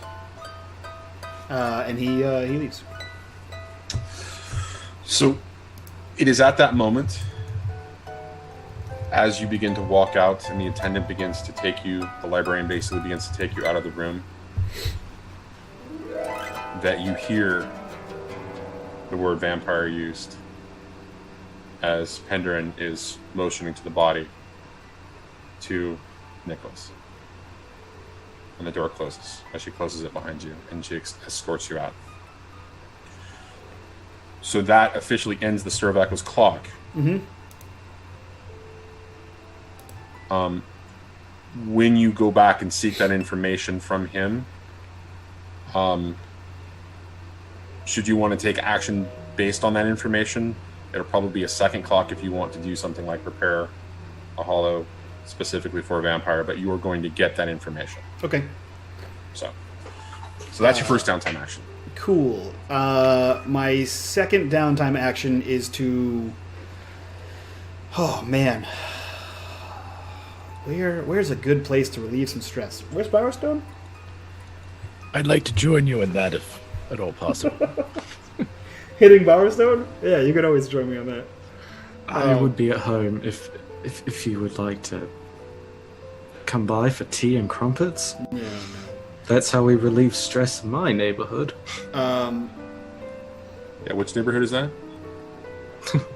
The rich district. Oh, I'm sorry, what about the Ritz? You know what? Nix might take a new approach to his vice. He does have some aggression to work out. Okay. But I think he's going to take a page from OC's book and return... He's going to go to the barge and just wait for Steam. The fuck you say? Oh, yeah, that's right. Nix has been to the barge. Okay, Yeah, I'm yep. sorry. All right. Yeah, everyone's been to the barge. Yeah, he's gonna wait for Steam. Do you guys need a room? Is this like sort of a private where we just fade away? No, this is probably like not even below deck. This is probably right out on the fucking top of the barge. And he I waits do for all my best work below deck. below decks. Welcome to 69 and 20. He essentially waits for Steam to come back. In sassy, pissed off Nix mode, he just looks to him and he says, "What the fuck was that? What the fuck was what, Nix? You have a purpose here in the city. It's not to die like scum in the Deathlands to demons and leviathans. Do I What were you appear thinking? hurt or dead? You appeared nearly both. Look at you."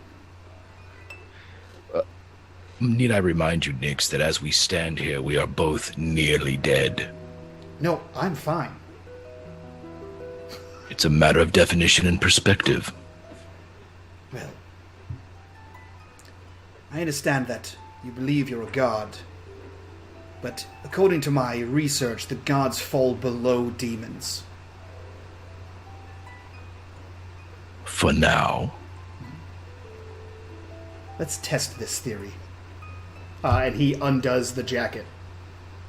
And he is going to fight Steam. Not like a narrative OC fight Steam, but that's how he's relieving stress, is on Steam, so that Steam can also relieve stress by use of his ability, Functioning Vice. I like this plan. I'm proud to be a part of it. So I'm going to roll my Vice. Is there like weird lack of lack of shirts? And There sort are of no shirts on the bar. Sweaty behavior and Yeah. an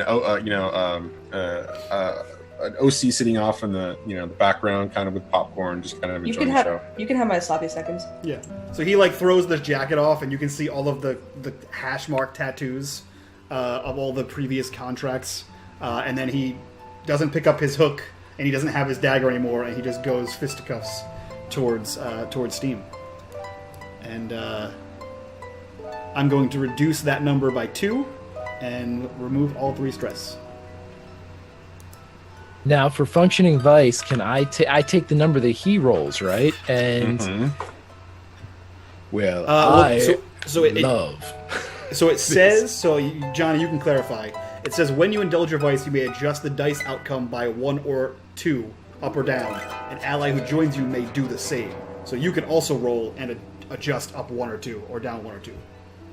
oh, I didn't. Can I thought before I took your roll when we did this, but I will roll.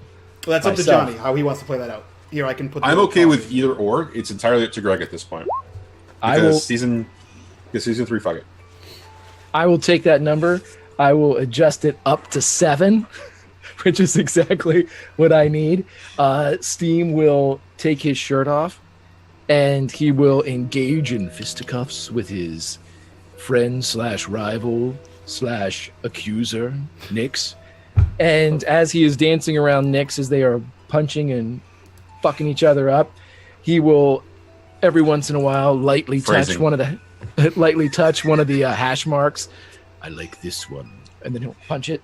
I like this one, and then he'll punch it.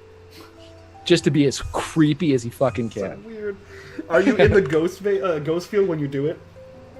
No, I'm only in the ghost field like when you're just about ready to really land a really killer shot, then I'll just disappear and it'll go right through me, right? Yeah.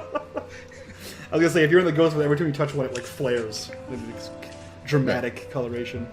Yeah, I feel like this is the new homoerotic version of 6 and 20. Thanks, guys. I really appreciate this it. is like if you wanted us to really pump this up, we can do it. Yeah. I mean, I'm sure Trindane would like you to pump it up. You remember the volleyball scene in Top Gun? Yeah, this is that. Okay, as we're fighting, every once in a while, Steam will look down at his watch, which is on the back of his wrist. Yeah. As he's checking the time. Kind of doing the whole flexing thing as you're doing it, right? Yeah. Lightning trade. So wait a minute. Which one of you is Tom Cruise and which one of you is Anthony Edwards? Tom Cruise. Obviously, Greg is Tom Cruise. All right.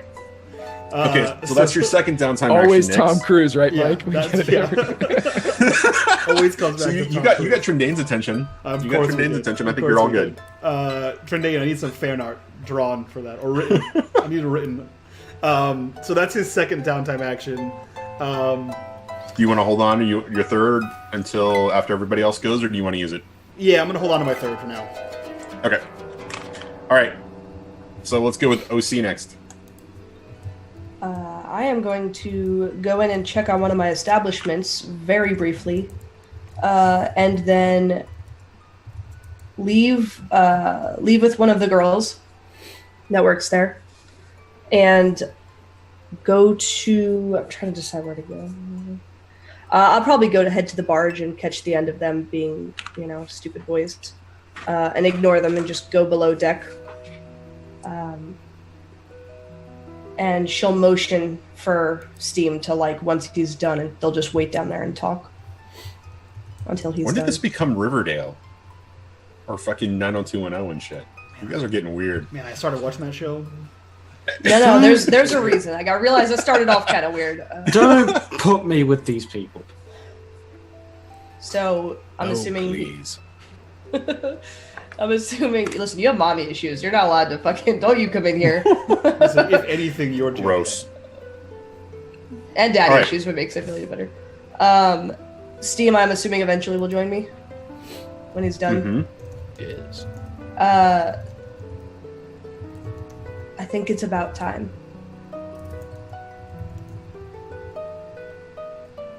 Would you propose? I have brought my friend here for that reason.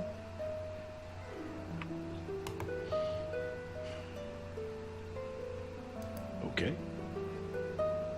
We shall try. And she's gonna hold her hand out. I've proven I'm trustworthy. Implicitly. He hands her the bottle. She pops the top and leans the girl's head back to give access for Nye to get out and go into this vessel. Okay. Steve attunes. Yeah, she would also attune just to see if it is successful or not. So this is a downtime action, right? What is this specifically from a downtime action? It's gonna turn into it may turn into my vice. Okay, right. That's not going to happen until you get to the point where... It's going to be my vice one of two ways. All right, so no, here's why it's not going to be your vice just yet. Because there's a chance of it going horribly wrong. So if this is a long-term project, it's one type of thing. If this is This is a test. If it's a test, then I want to roll. I want to roll fortune roll from you before anything else happens. Okay. Because that way, we get an idea of where things are going to go, and that could turn into your vice, or that could turn into something else. Okay. Right? It could turn into a long-term project, or it could turn into you need to acquire an asset to do something. Any number of things can come out of that. But so let's talk about the fortune roll here for a second. One die for sheer luck. One die because you have the bottle that is quote unquote her bottle, her container, right? Her vessel. What else is playing in your favor here? She's among people she knows, the two of us. And if she were, even in her crazed state, she has tried at least and been close to possessing at least one person in this room already. And I would not fight her if she tried. Okay. Part of that's right. She has possessed you before, so that's going to be familiar. I said at least one. Right. She doesn't know you, though. That is a factor. She's still in that weird state. At least as far as you know, right? Yep. As far as the last time that you were aware, she's still in that crazy state. But that plays in your favor still, so that's another die. So what else is in your favor? If I have to wrestle her spirit, I can. Back into the bottle. How does that apply to what happens here, though, from It was more like a backup plan, so if that doesn't count, then...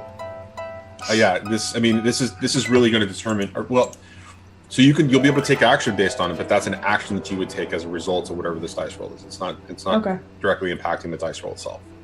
I can't think of anything else. This is really risky. Okay. Does anybody else have anything that they want to throw in the positive direction? Can I assist in any conceivable way with this? If you can offer a good argument of how that assist will work, then yeah, it'll throw an additional die in the positive direction. Well, he has helped in the past. Now, granted, she was in a slightly different state. Well, not really. It was the same state. He helped to calm her down and identify her whenever she was in the top floor of the brothel when Steam had just joined the party, and she was kind of eyeing up Bowerstone, and that was successful. So he has a working knowledge about what calmed her down before. So if she were to come out and be ready to like rip through them, he has an idea of where to go or what path to start following to maybe bring Nye back around or refocus her.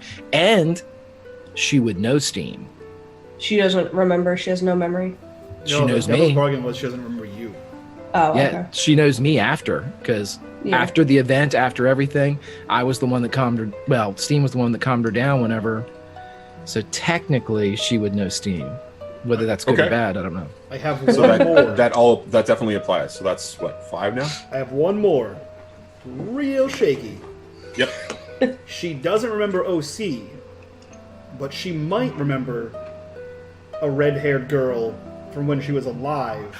Because that's what she told her. I didn't look like her, but that's what I was going to do. Once I was going to role play it, but I was going to say the same line. Okay. So that's 5 dice right now. It's shaky, I agree, Mike. I would throw it that your direction, except that that really is going to apply if once we figure happens. out with whatever the result's going to happen here. Okay. So. All right. So negatives. She's a crazy pants. Well, she's got multiple things going on with her. Right? Like personalities. There's multiple personalities. There's some. She's ghost sick, right? So that's 4. The fact that she doesn't remember you, that the devil's bargain is in there, is going to bring it down to 3. Like, know you.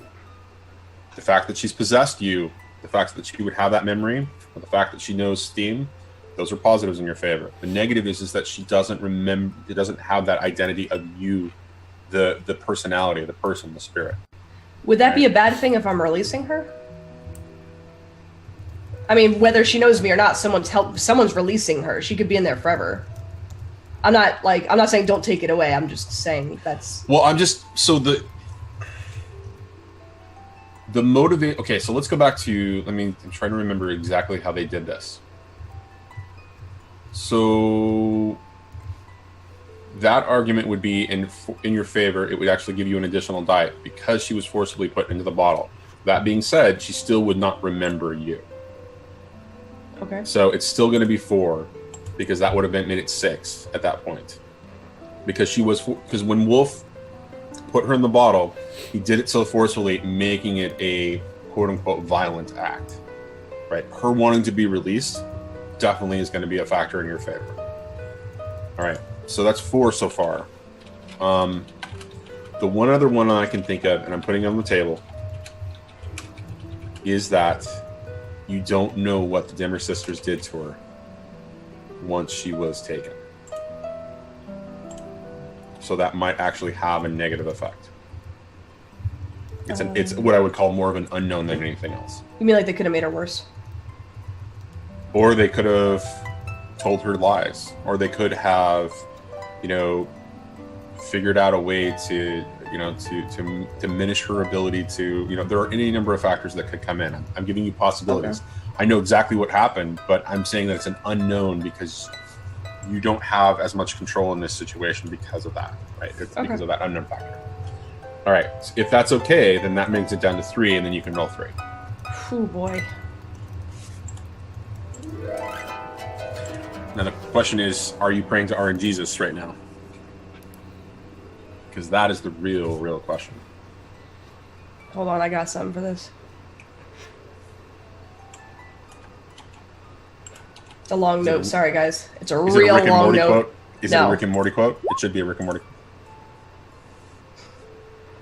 That's what I said to her. I copied and pasted it in case you ever quizzed me on it.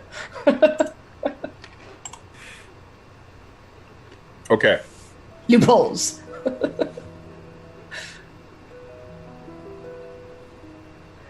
Steam, I want you to describe to me what it's like when she possesses this person.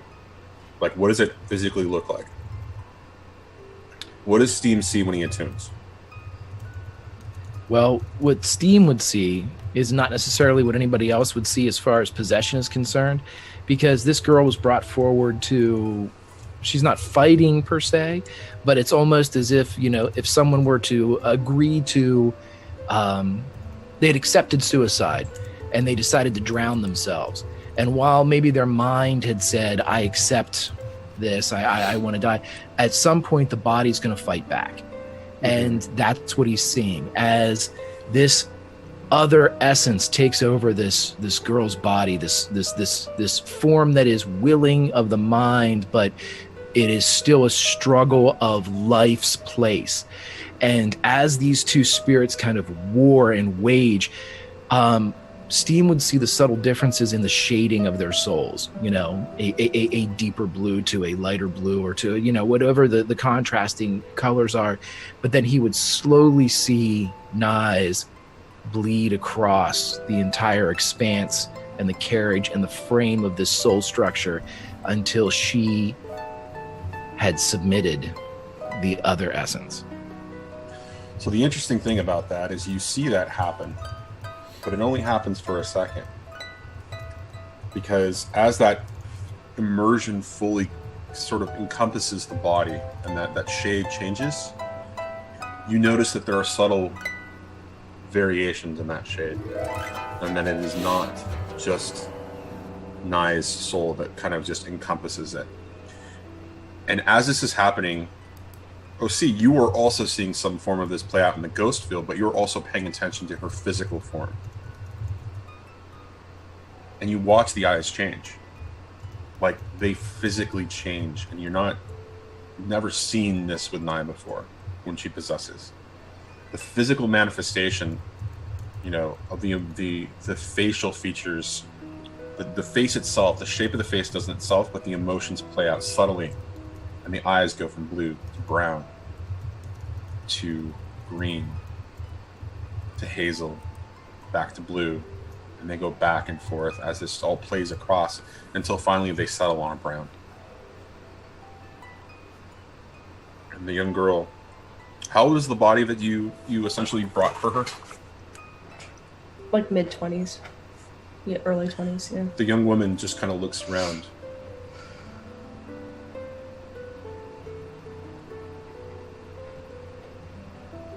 Johnny, did Steam see anything different color-wise in the splash, or were they all blues?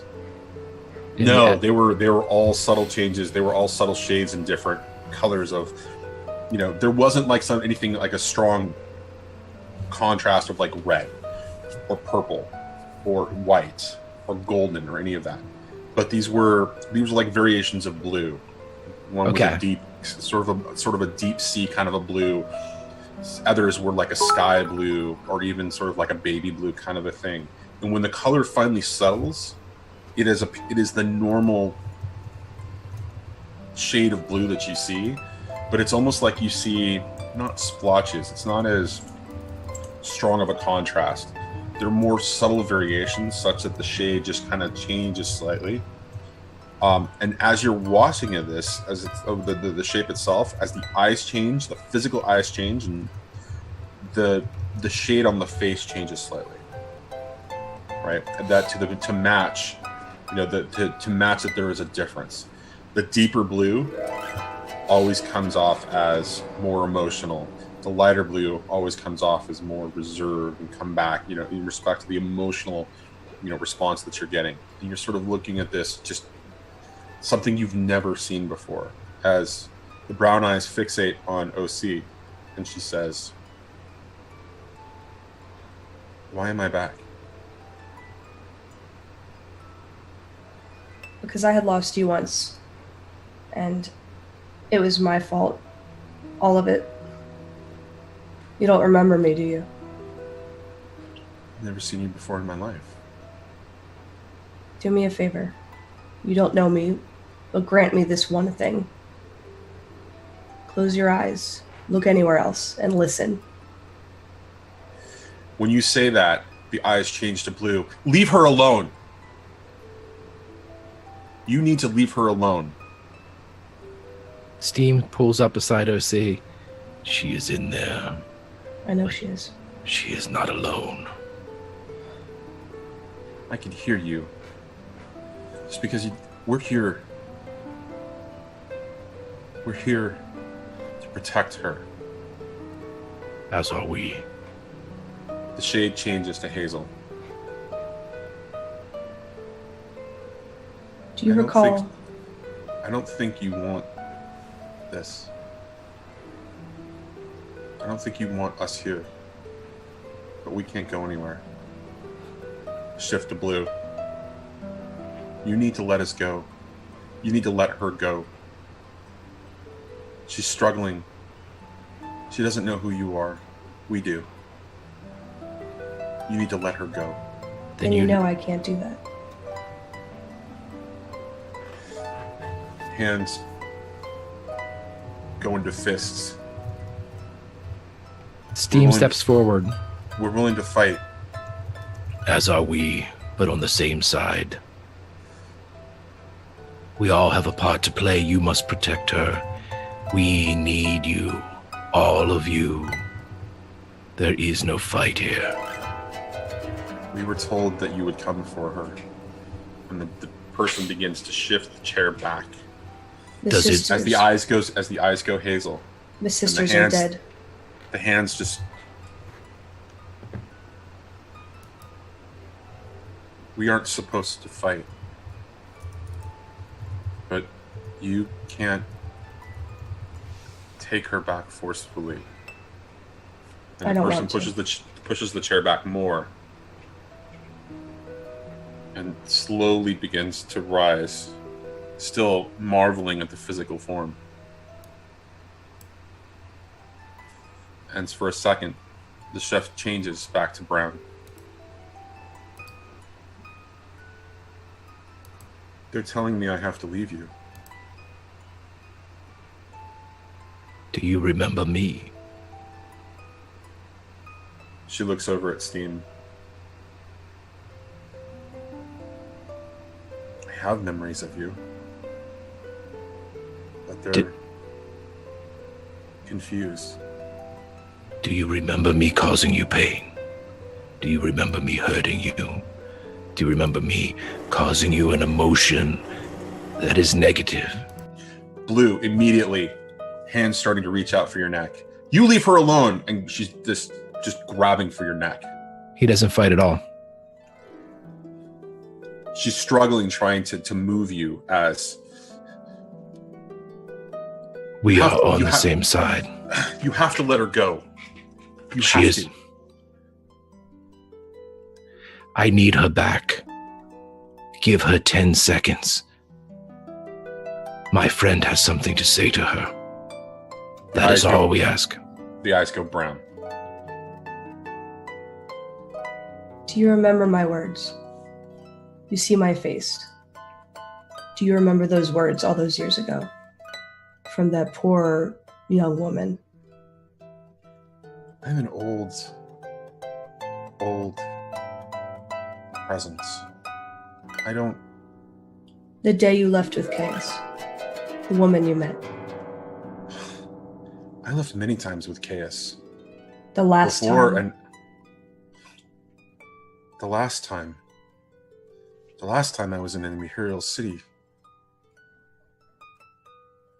I was there. There was no woman when I left the Imperial City.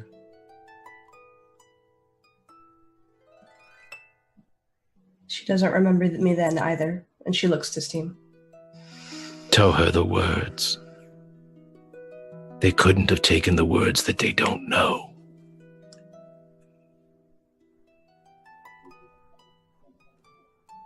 I'll never be able to tell you how sorry I am.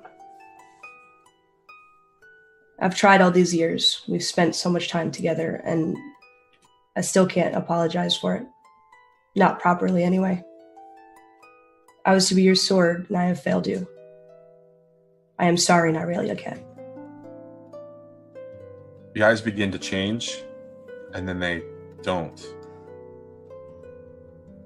As they come back, and the brown is super strong. Brilliant, almost.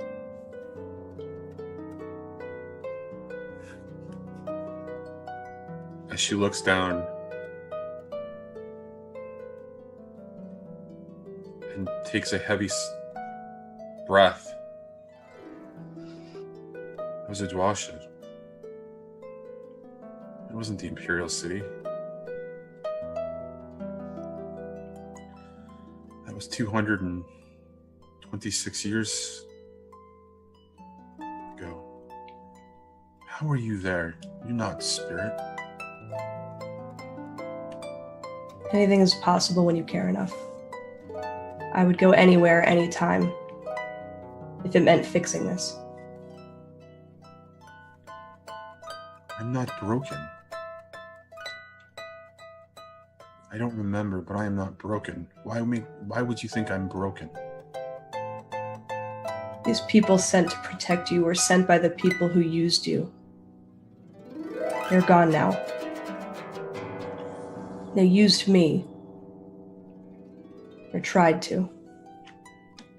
I once was whole.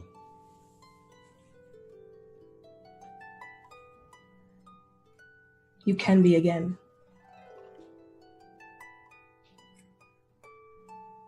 If you wish to leave, don't listen to them. If you wish to leave, I will let you go. Blue, anger comes out.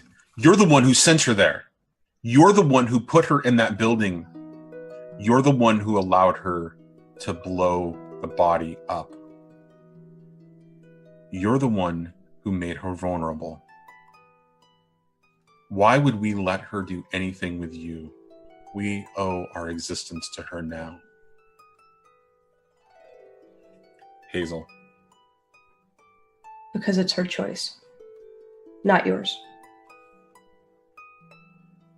I don't think you understand the situation here.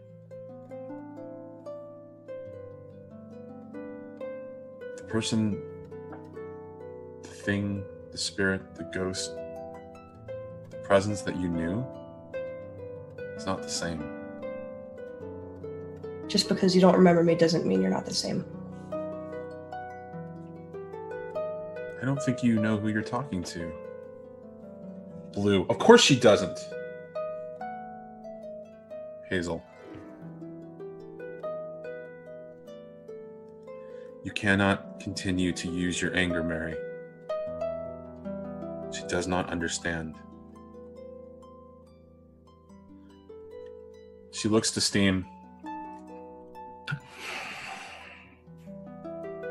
I'm going to need your help because it's clear that you understand something.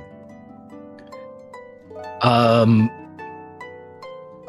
been around certain people before, and I don't know how this could have happened, but are any of these hazel, blue, the non-Nye essences, do they look anything like one of the Dimmer sisters?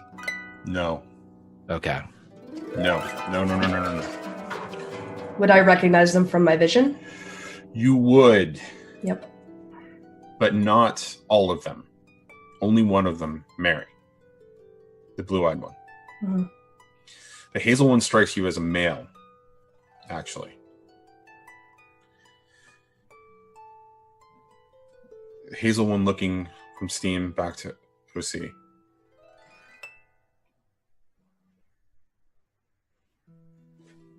You have to understand.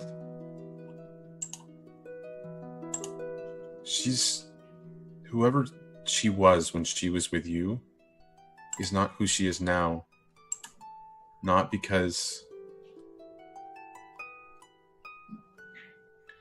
of any one action.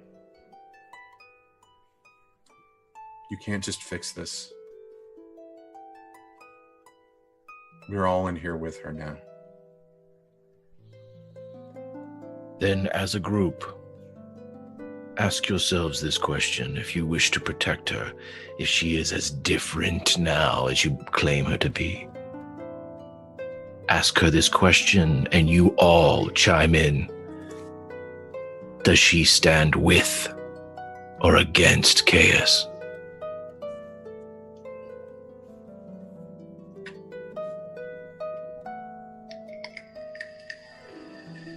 Blue comes forward first.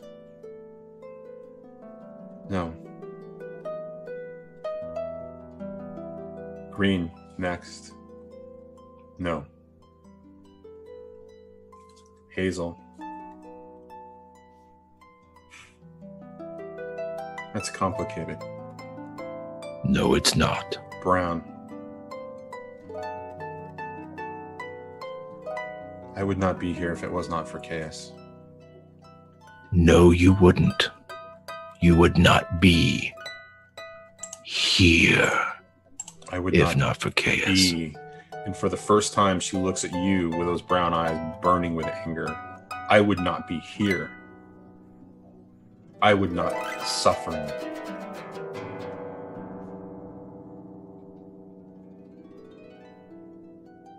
If I leave you, will you be happier?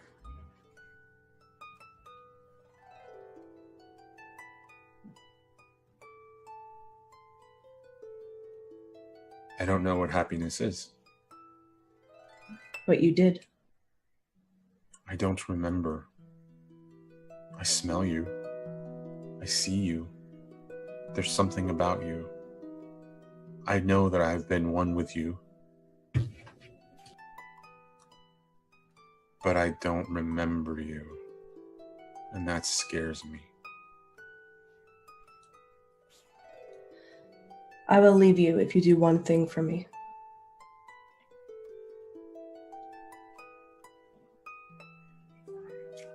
Steps back. What is it?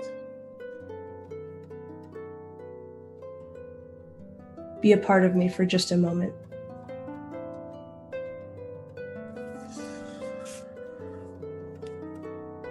So to be clear, what you're asking the spirit to possess you.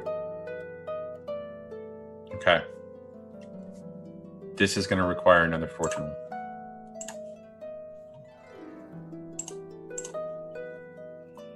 Well, guys, Sheer luck. Luck. One die. Season 3, fuck it. Season 3, fuck it. One die. Previous experience with her. One die. What else? that's it. No, there's one or two more things in there. Yeah, but there's gonna be drawbacks. I think they all pretty much negate each other. Trendane, and this is the only time One I for will love. say this. One for love. Let me have it. Trendane says one for love. I'm actually going to give you 2 based on that. So we're at 3 right now. 1 for love, 1 for lust. Because there's clearly a great deal of lust going on here as well. Is there anything else? All right. That's all I got. Here are the negatives, and you guys can tell me how many of these apply. She got multiple things going on with her. She got multiple personalities who are just trying to defend her. That's one possible. The other possible is that with all of that going on, there's no guarantee that OC won't be possessed by one of them. So, like, it could go badly and she just doesn't possess you. She's going. But into there's this also knowing it that could go risk. badly and you could get possessed by one of those spirits. Yeah, So those she's two- going into this knowing that though. Okay, fair enough. That's She doesn't care anymore that. Okay, about a possible negative.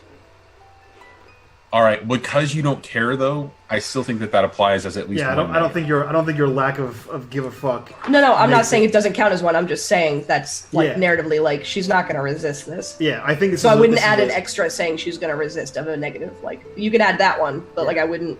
You know what I mean? Yeah, because to me this sounds like a roll to see how good or bad the possession goes. Yeah. Right. That's To exactly. take one away. Yeah.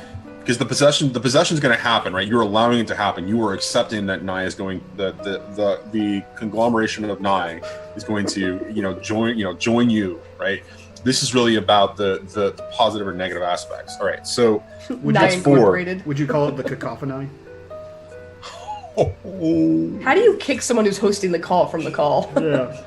He's literally in the other room. But get up, go get him, and kick That's him, weird. please. Our internet went out. My modem's right next to me. Oh, weird. The whole stream's over. All right. I make a good pun once a month, if that. Fair.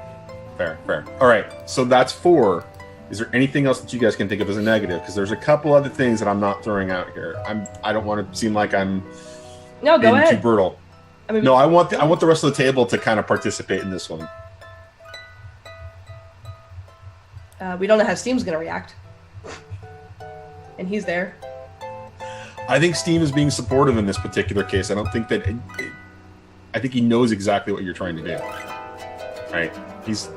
You guys have been intimate enough, passionate enough together, talking about and in dealing with your individual passions, right? Your passion for Nye, his passion for godhood. I think that level of camaraderie definitely applies here. So I don't think that's going to affect you negatively. Can you read what Louise said in chat, please? Because I'm all for If it. this fails, she says, add a positive. If this fails, goats and hoes may never come to be, and that is a negative to the world, and the forces of good will work on her side for this cause. Come on, Johnny. Yeah, no. Okay, that's 5. Absolutely. I'm going to give it to you. That's- You've also no, got one that's for lust and one crazy. for love. God damn it. No, that's crazy. Hold on, but I'm going to throw out the negatives. I'm going to throw out more of the negatives. You don't know what this opens you up to. Like, this isn't just about possession and it not going well. This isn't just about being possessed by one of the other personalities that is inside of her. You don't know what this opens you up in respect of vulnerability to the larger world. Like, there might be something else that this makes you vulnerable to, right? So, and I can think of one situation that actually would be a lot of fun. Yeah, that but crazy bitch. The lady I kicked through a wall or something. You mean the unresolved issue around the Dimmer sisters? Yeah, absolutely. That's one thing. There's another thing I can think of totally right now that would also. Man, so I'm gonna Say it. Fuck.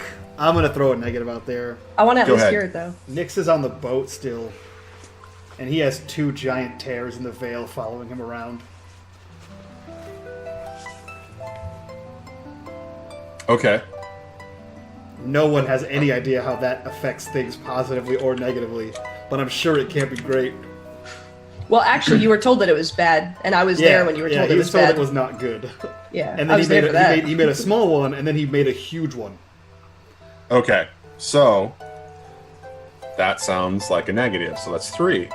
I don't want to remove any more from you because this is going to get really crazy as it is. So please, without further ado, make that message count. Don't say fuck it season 4? 3 though. 3. There's a 3.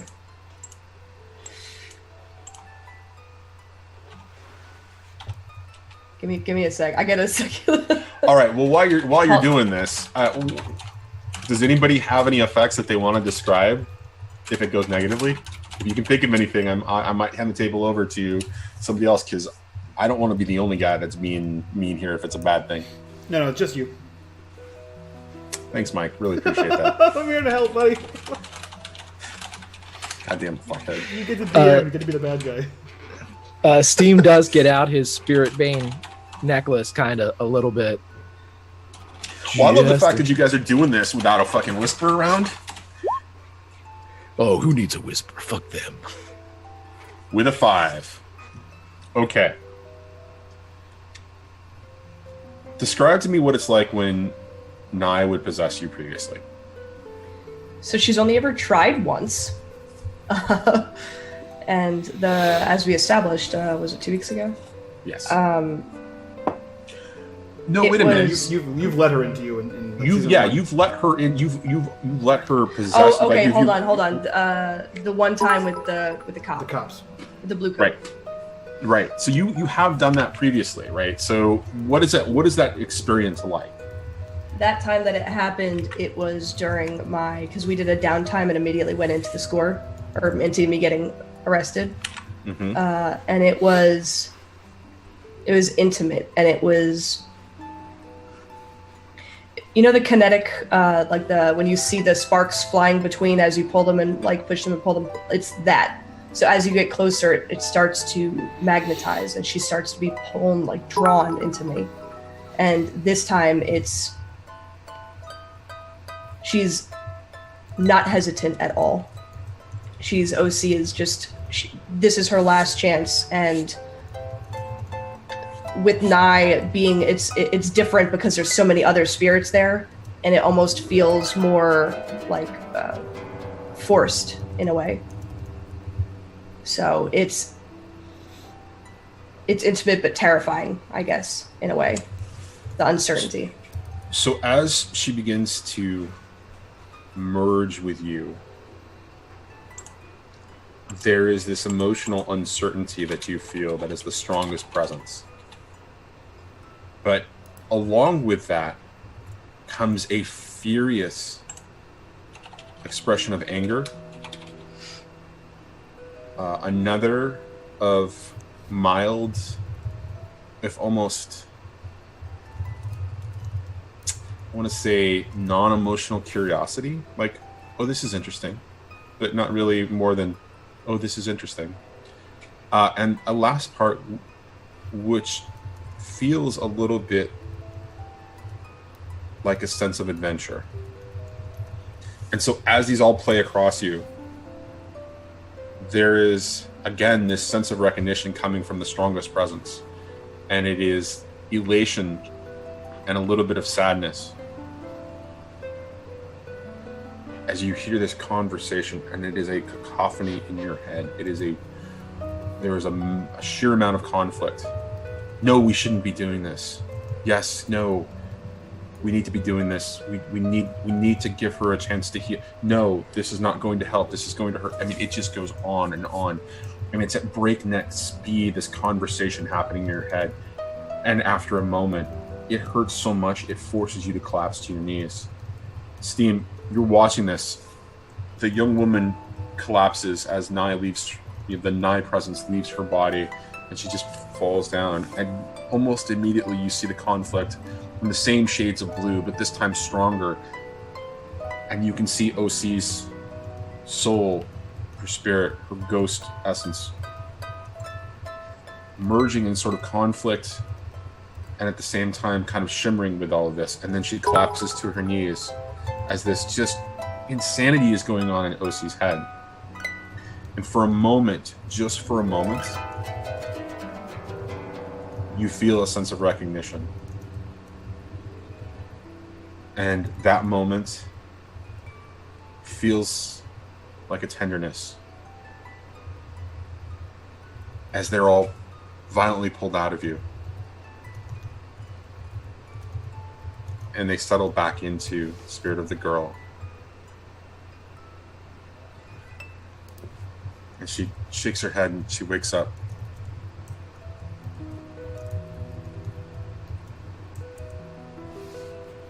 She recognized you. Eyes are hazel. She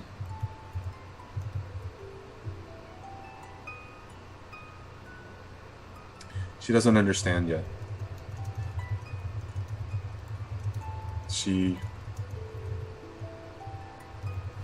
She's scared. But she recognized you for just a second. Eyes go blue. You need to stop. She needs to not do this. Eyes hazel.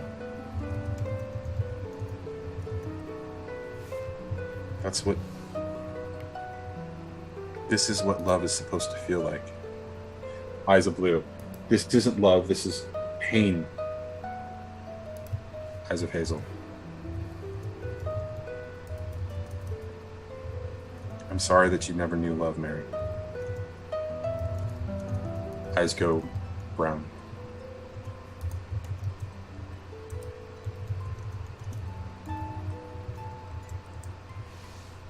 I need time to understand.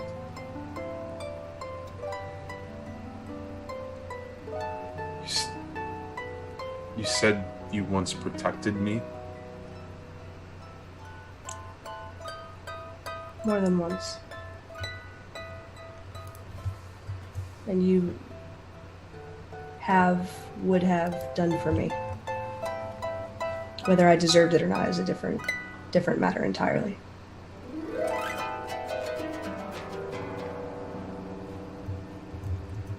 I need someplace safe where nobody will find me. I have it. one. And she looks and smiles to Steam.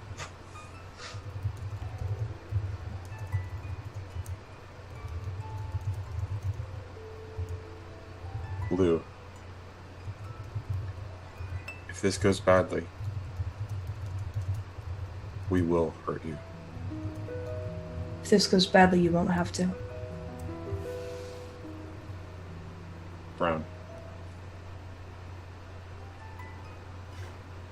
Lead the way. She's just gonna motion to Steam.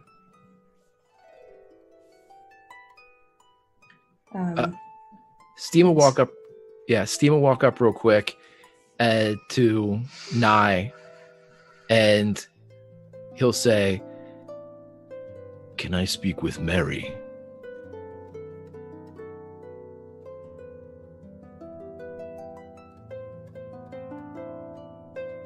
I don't know if I'll come back if I do. I don't always have control. I understand. Can she hear me if I speak to you? Blue, what do you want? You are a protector. You are fighting for Nye, correct? Of course, but not just her. Good. Who else are you fighting for? She rages with a backhand to slap you. doesn't move. None of your business. She just clearly gets you across the face. I would add to your flock, Mary. I would add to those who need protection. Is this something you can do? No. He gets right up into the face and stares directly into the blue eyes. This is something you have to do, Mary. This is something that We cannot undo. That's right. We do not want this. Yet This here it is. No. Purpose, You will not. Mary. Purpose. Beyond being a jailer. Beyond being some gatekeeper. Purpose, Mary. The other, the one with the hazel eyes, spoke of you never knowing love. This even makes me sad. I would show you the hint of it. Let you make your own decision. Protect Nye. And perhaps save yourself.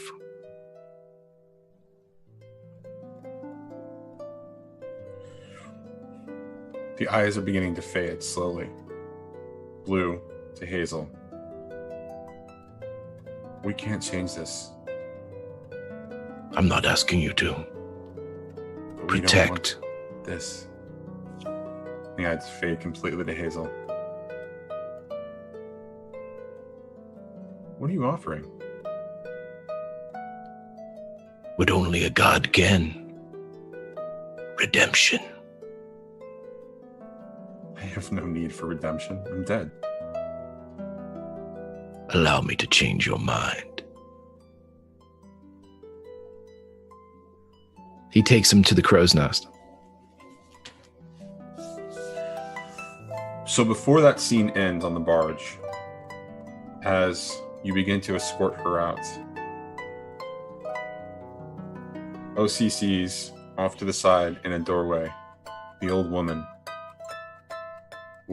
watching the proceedings with great interest. But before you can take a moment to engage, she sort of vanishes, just sort of fades away. And there's a little bit of a smile on her face. Is she actually gone if I look in the ghost field? Yep. Okay. So I think you deserve to indulge your vice, given that Nye possessed you, and we'll call that your downtime action. Okay. Because you got exactly what you were looking for in that you got a connection with her. And I would also suggest that you remember that from an XP perspective, that was definitely a conflict with your vice. So.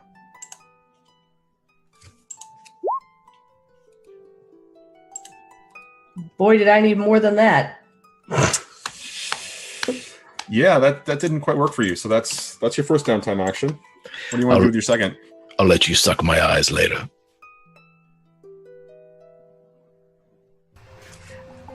The hands made it worse. The hands made it worse. I know. It was designed to make I didn't it like worse. that. I didn't like any part of that.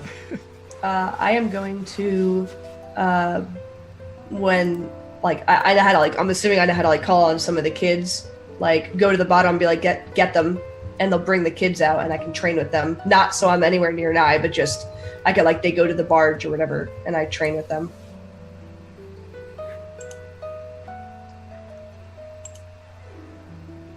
What are you training specifically? Attune.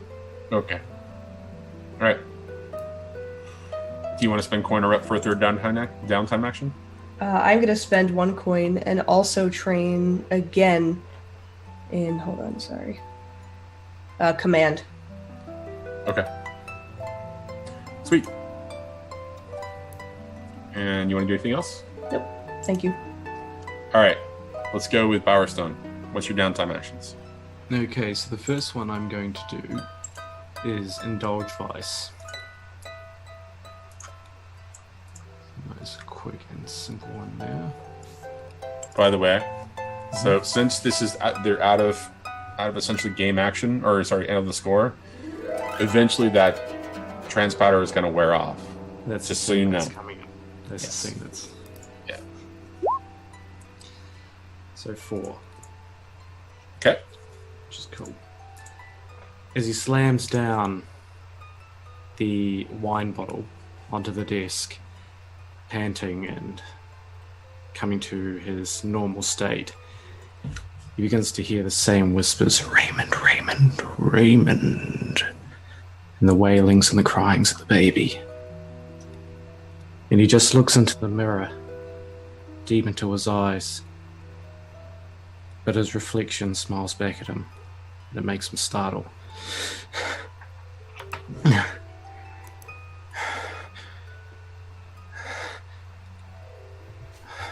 Hello, Raymond.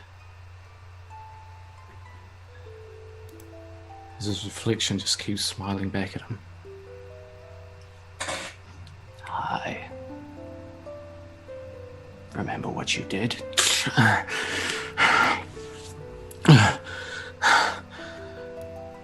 Mother? Mother, are you there? As he calls out to his mother. Yes. Dearest Raymond, what is it?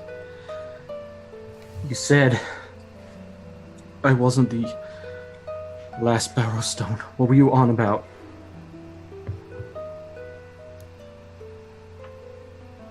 And I'll leave that up to you, Johnny, as to what that would mean. She refuses to answer you, but she smiles, pats your head, and indicates that you should look in the direction of the family portrait. Okay. You continue to gloss over and miss that there is this wonderful portrait in your hallway, and for some reason you never look at it. And it gives you all kinds of stress to look at it. It makes you sick and uncomfortable. And when you look at it, there is a picture of the father and the mother. Father standing behind the children, or the father standing behind, the mother and the children. And there you are seated next to your mother, and on her lap are twins.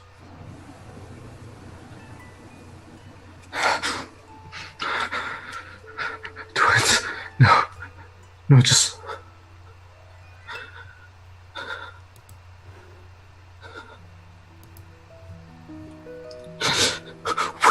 Where? He, she, brother, sister. Brother. Where is my brother? Tell me where my brother is! It's been Nick's the whole time. Oh, God, no. So, you begin to that's get angry. why the jackets fit. The bastard of the Bowerstone family. Oh. So these were his younger siblings. Remember that. Mm-hmm. So you would technically have to be younger there, Nix, and I'm not sure if that's going to work. So as you're looking back to your reflection, you see your mother, and she just smiles, pats your head again, and you hear the words, "Soon enough. Soon enough."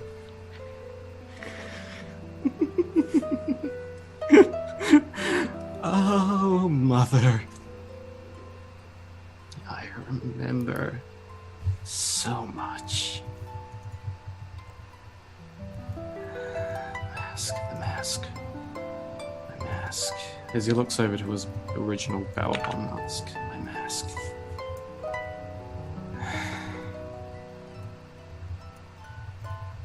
You were not caring.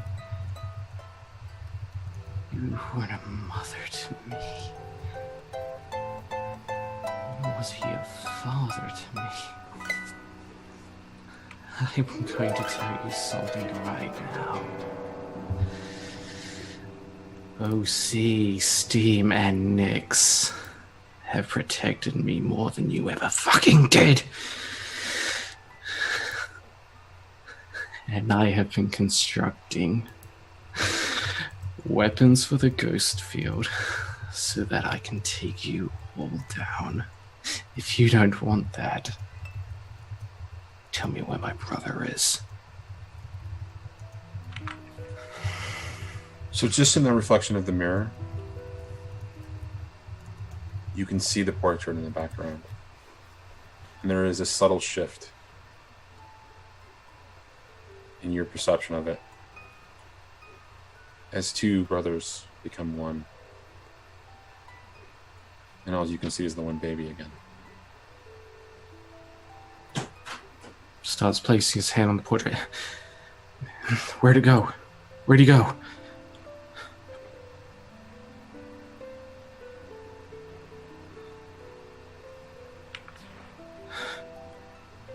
Soon enough. What are you waiting for?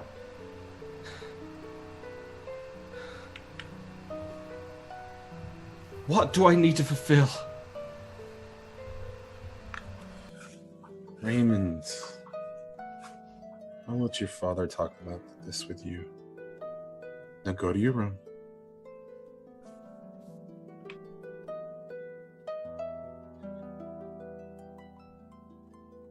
Yes, mother.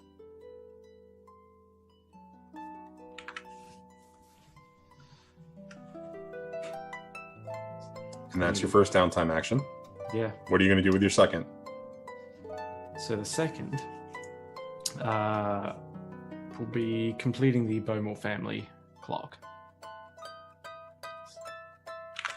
Completing the Balmore family clock. Okay. All right.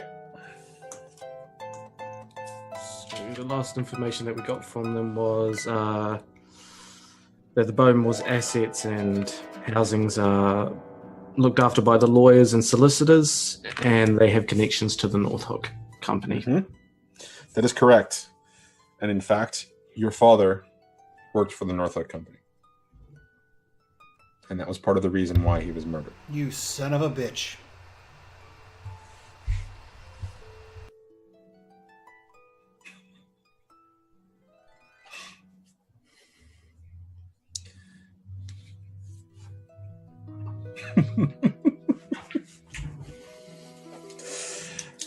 And with that,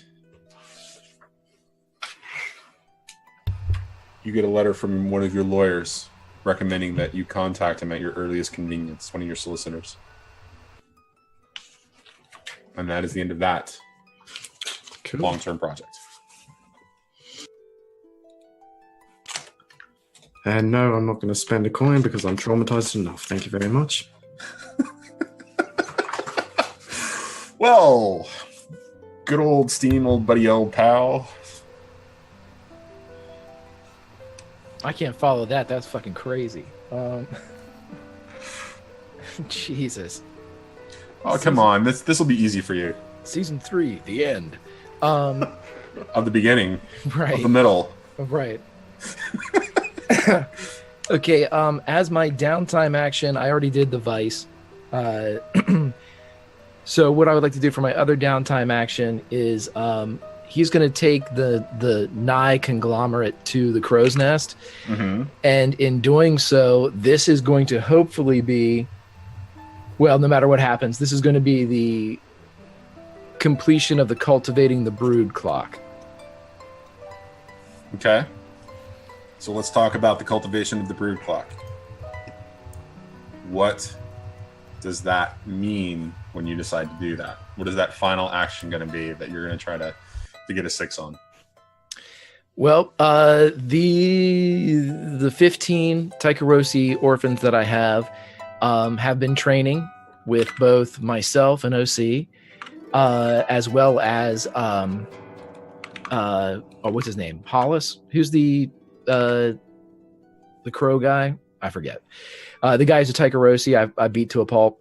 That cat. Oh, you're thinking of Gillis. Gillis. Hollis. Yeah, okay. Yeah, Gillis. So they've been training. They are just about ready to become not necessarily, no longer novices. How's that? In the ways of the Shadow and the Attune. Very similar to Lurks, if you will. So what I would like to do is I would like to complete their training while at the same time introducing Nye to them in the hopes that this is a safe place for her. They will protect her. Goat will protect them. But at the same time, the insinuation is that they Nye and her traveling companions will teach and protect them as well. Interesting. Okay, and so mechanically speaking, that sounds not like an attune, but almost like a consort or a command. And if that is the case, what I would like to do is take a crit. And just complete it anyways? Yeah. I I'd like to hit it out of the park anyway, and I've got 6, so I'll drop it down to 5. And all right, so use the crit. And now, because you used the crit, and because of that description, what is the ultimate results of that? Talk about them becoming those cohorts, right? Because that was the ultimate goal here, is that those 15 are going to become your cohorts. okay, so what he'll have is, as he walks in, the hierarchy of the crows are there as well, and Dahl and Gillis, and at this point Nye, who I'll just go ahead and keep calling Nye, as well as Goat would be there, because Goat is Wait. I thought it was cacophony is what we agreed on. Cacophony. Okay. I don't think we voted on that. I was kind of think that it's refusing great. to use it. But And from now on, it's cacophony. okay, well, cacophony. She's there as well. And Goat is there because Goat has been the protector of these kids and been with them probably the most, constant companion and protector. And this would be on the rooftop of the crow's nest. Not the rooftop, but the open area that's the where he throws the radiant ash out every night. And as he's sitting there, and as Steam and everybody are sitting there one at a time, the 15 will come up and they will stand, face Duskfall at the large balcony there, and they will turn and face back into the crow's nest.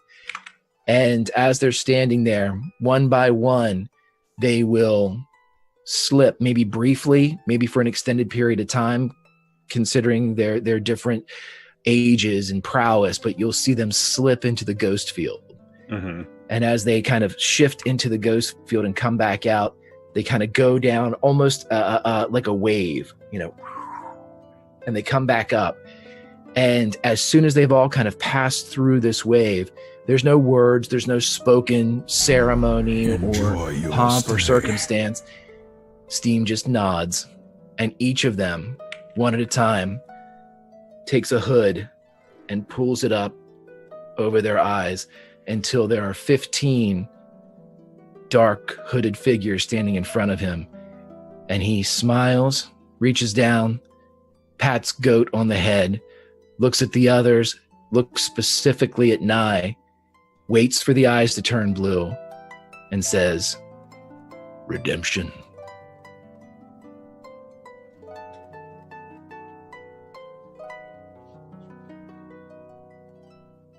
We're going to end it there. Go ahead, Mike.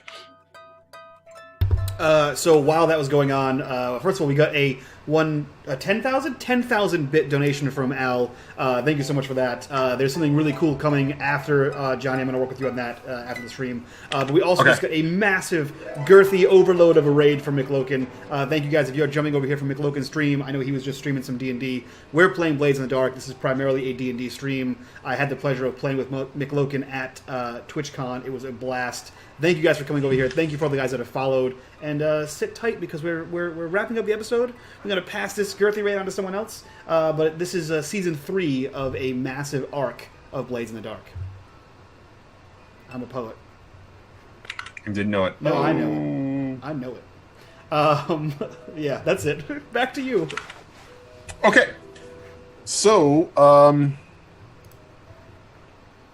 that was your second downtime action, Steam. Do you want to do anything else? As that completes the Cultivating the Brood clock, I will just take some training, and that'll be it. You're going to spend some coin and do that? Yep, coin, train, and playbook, and sit back and throw some radiant ash into the air and light the way for the sister should she ever be near. Okay. All right. So, Mike, you have one final downtime action that you can use with Nyx. Do you want to do that? I do. I want to kill Bowerstone. That's perfectly fine. Fight Club. You gonna go back to the Fight Club under the veil? You know, with all the the kind of sweaty fisticuff things going on. Accidentally finish off the rest of the Bowerstone line. Accidentally? Yeah, I'm gonna accident. It's gonna look like an accident when I kill you in front of people. Fair enough. Fair enough. Yeah. I don't want to. You're an alderman now. I can't just kill you outright. Oh shit! He fell on his own blades. Oh no! 50 times over. I punched him one too many times in the throat. Darn. Oh man. You don't have to use it. You can drop it. I mean, it's the extra one that you get with your ability. So I just wanted to give you an opportunity to do that. No, everything's coming up Millhouse. So he has no more loose threads except for one, I believe. Well, the pages is fucked, but with Chaos lost in the wind, his plans for immortality seemingly at a grasp, he's going to look for, and I don't have the name in front of me, but I'm sure you do. He's going to look up any information he can regarding the name his sister gave him.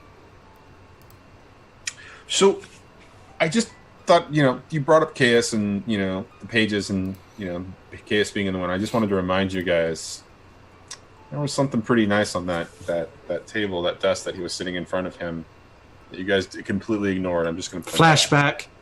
I don't know anything about flashbacks anymore. That's not a mechanic in this game. I don't know what you're talking about, sir. Anyways, so I flash back and take the pages that were on the table, and then I'm sorry, you're gonna have to wait till there's an opportunity to do an actual flashback. So sorry, guys. And then I do an opportunity. How do you want to go about doing that research? Because you know for a fact that he's actually in Eruvia, and that there are references that he was possibly in Udvasha. How do you want to go about approaching that? I don't so much care about him. I know his name. I know who he is, who he was. I know what he did. Right. I want to know who he told. How do you want to go about learning that information when you were not near him at all? I mean, this is something that happened. So Nyx is the flotilla. Because he told people that are here. You're right. He did tell people are here, but how do you want to go about finding that information, right? Because the situation is that the only way that you know that is through your sister. Yes. Wait a minute. Doesn't the Northwood Company have a shitload of Skovlin mercenaries working for them? I wouldn't know anything about that. I don't know what that's all about. How many of the Skovlinders are still in prison? Did Grin get all of them out? I don't remember. No, he only extracted one and then got him sober and then left him promptly, and that was Ulf. And the other one is still in there. Oh, so the other one was dying. Oh, right. Right. So that's Muscles, and Muscles he's either dying or dead at this point, right? No, and then wasn't there another leader of the Skovs in there? No, there were two other Skovlin refugee leaders that he was meeting with at Kellen's. Shit. But that's all meta. You wouldn't know that because that's I do know that there's a shitload of them in prison. You could figure all that out, though. No, I do know there's a shitload of them in prison, though. Oh, absolutely. There's a ton in prison.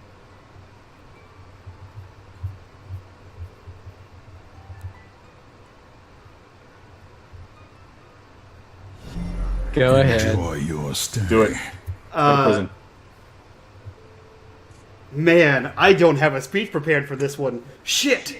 Go to prison so I can use your get out of jail free card with the people to make Nye into a hole. Man, I wonder what it feels like not to have a speech. No, that's not what that is. All right. That was well played. I'm sorry. That was very good. I can't. Man, I'm trying to think, where is the best public location for this to happen?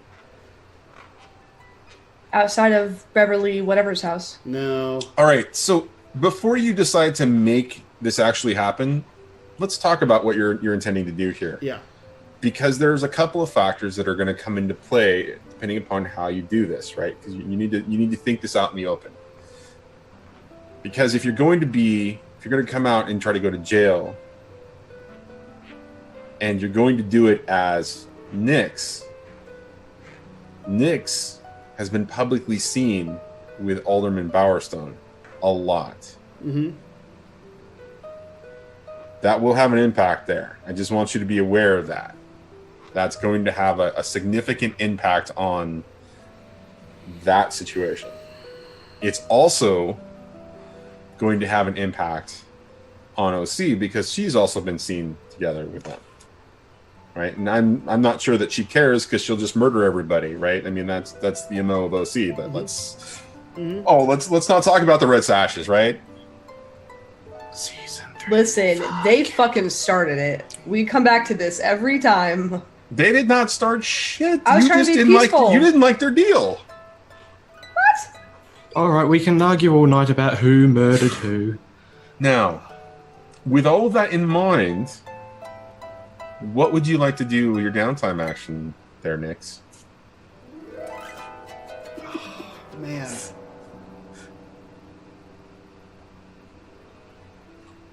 Fuck. Yeah, no, it's gonna happen. Fuck off, Okay. Bowerstone. I built him up. I can build him back up again. I'm pretty sure. You only have 6 episodes left. That's fine. We've done it. We've done less with less. We've done more with less, rather. I am literally the embodiment of House of Cards. Where? He's batshit crazy too, so don't really worry about it. Yeah, season 3. Fuck it. Okay. All right, come on. Nix goes to Charter Hall. Okay. Where he has been seen regularly by professors, alumnus, as well as people on the council, as well as like the other district aldermen, whether as his capacity in the Path of Echoes or his capacity as Alderman Bowerstone's assistant. And he walks into the government building, which I assume he can more or less do given who people think he is. Right. And wherever the Chamber of Whatever is, probably the place where we pulled him out of before we went to the Deathlands, Nix strolls in to that room. Is anyone there? He picks a time where everyone's there. You pick. Oh, so you're setting the stage here. So he's gonna. The only question I have for you is that when you walk in there, is Bowerstone there? Because if everybody's there and business is happening, technically Bowerstone would also be there. Yes. Business is happening. Bowerstone will be there. Yeah. Bowerstone's there. Okay. Fucking great. And he walks in and he nods to everybody and he greets them by whichever ones he knows by name. And he nods and he says, Alderman. He says, I have come here on dire news. I have something that everyone needs to hear. This is of the utmost importance. And he kind of like casts his hands and gets like a hush in the room.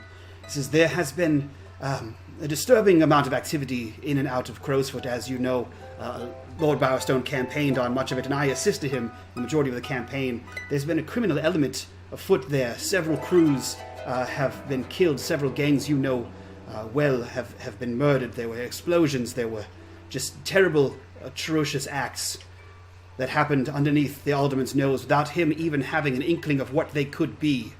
And I'm here to tell you that they have been orchestrated by and large by myself, Nixarian Destarosi of the Dagger Isles, on behalf of my family and my flotilla, and what the North Hook Company has done to me.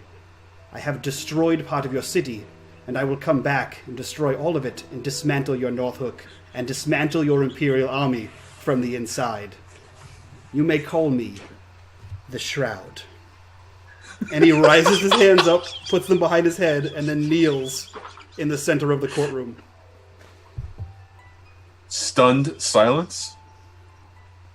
And then there is an uproar. that man. And then there is an uproar as the Bluecoats come in and arrest you and begin to move towards Bowerstone. And that's where we're going to end it. Hey, Nix. Guess who's also going to prison? How about a little bit of a fucking warning? Season 3 fucking... I did say it happened under your nose without you even knowing.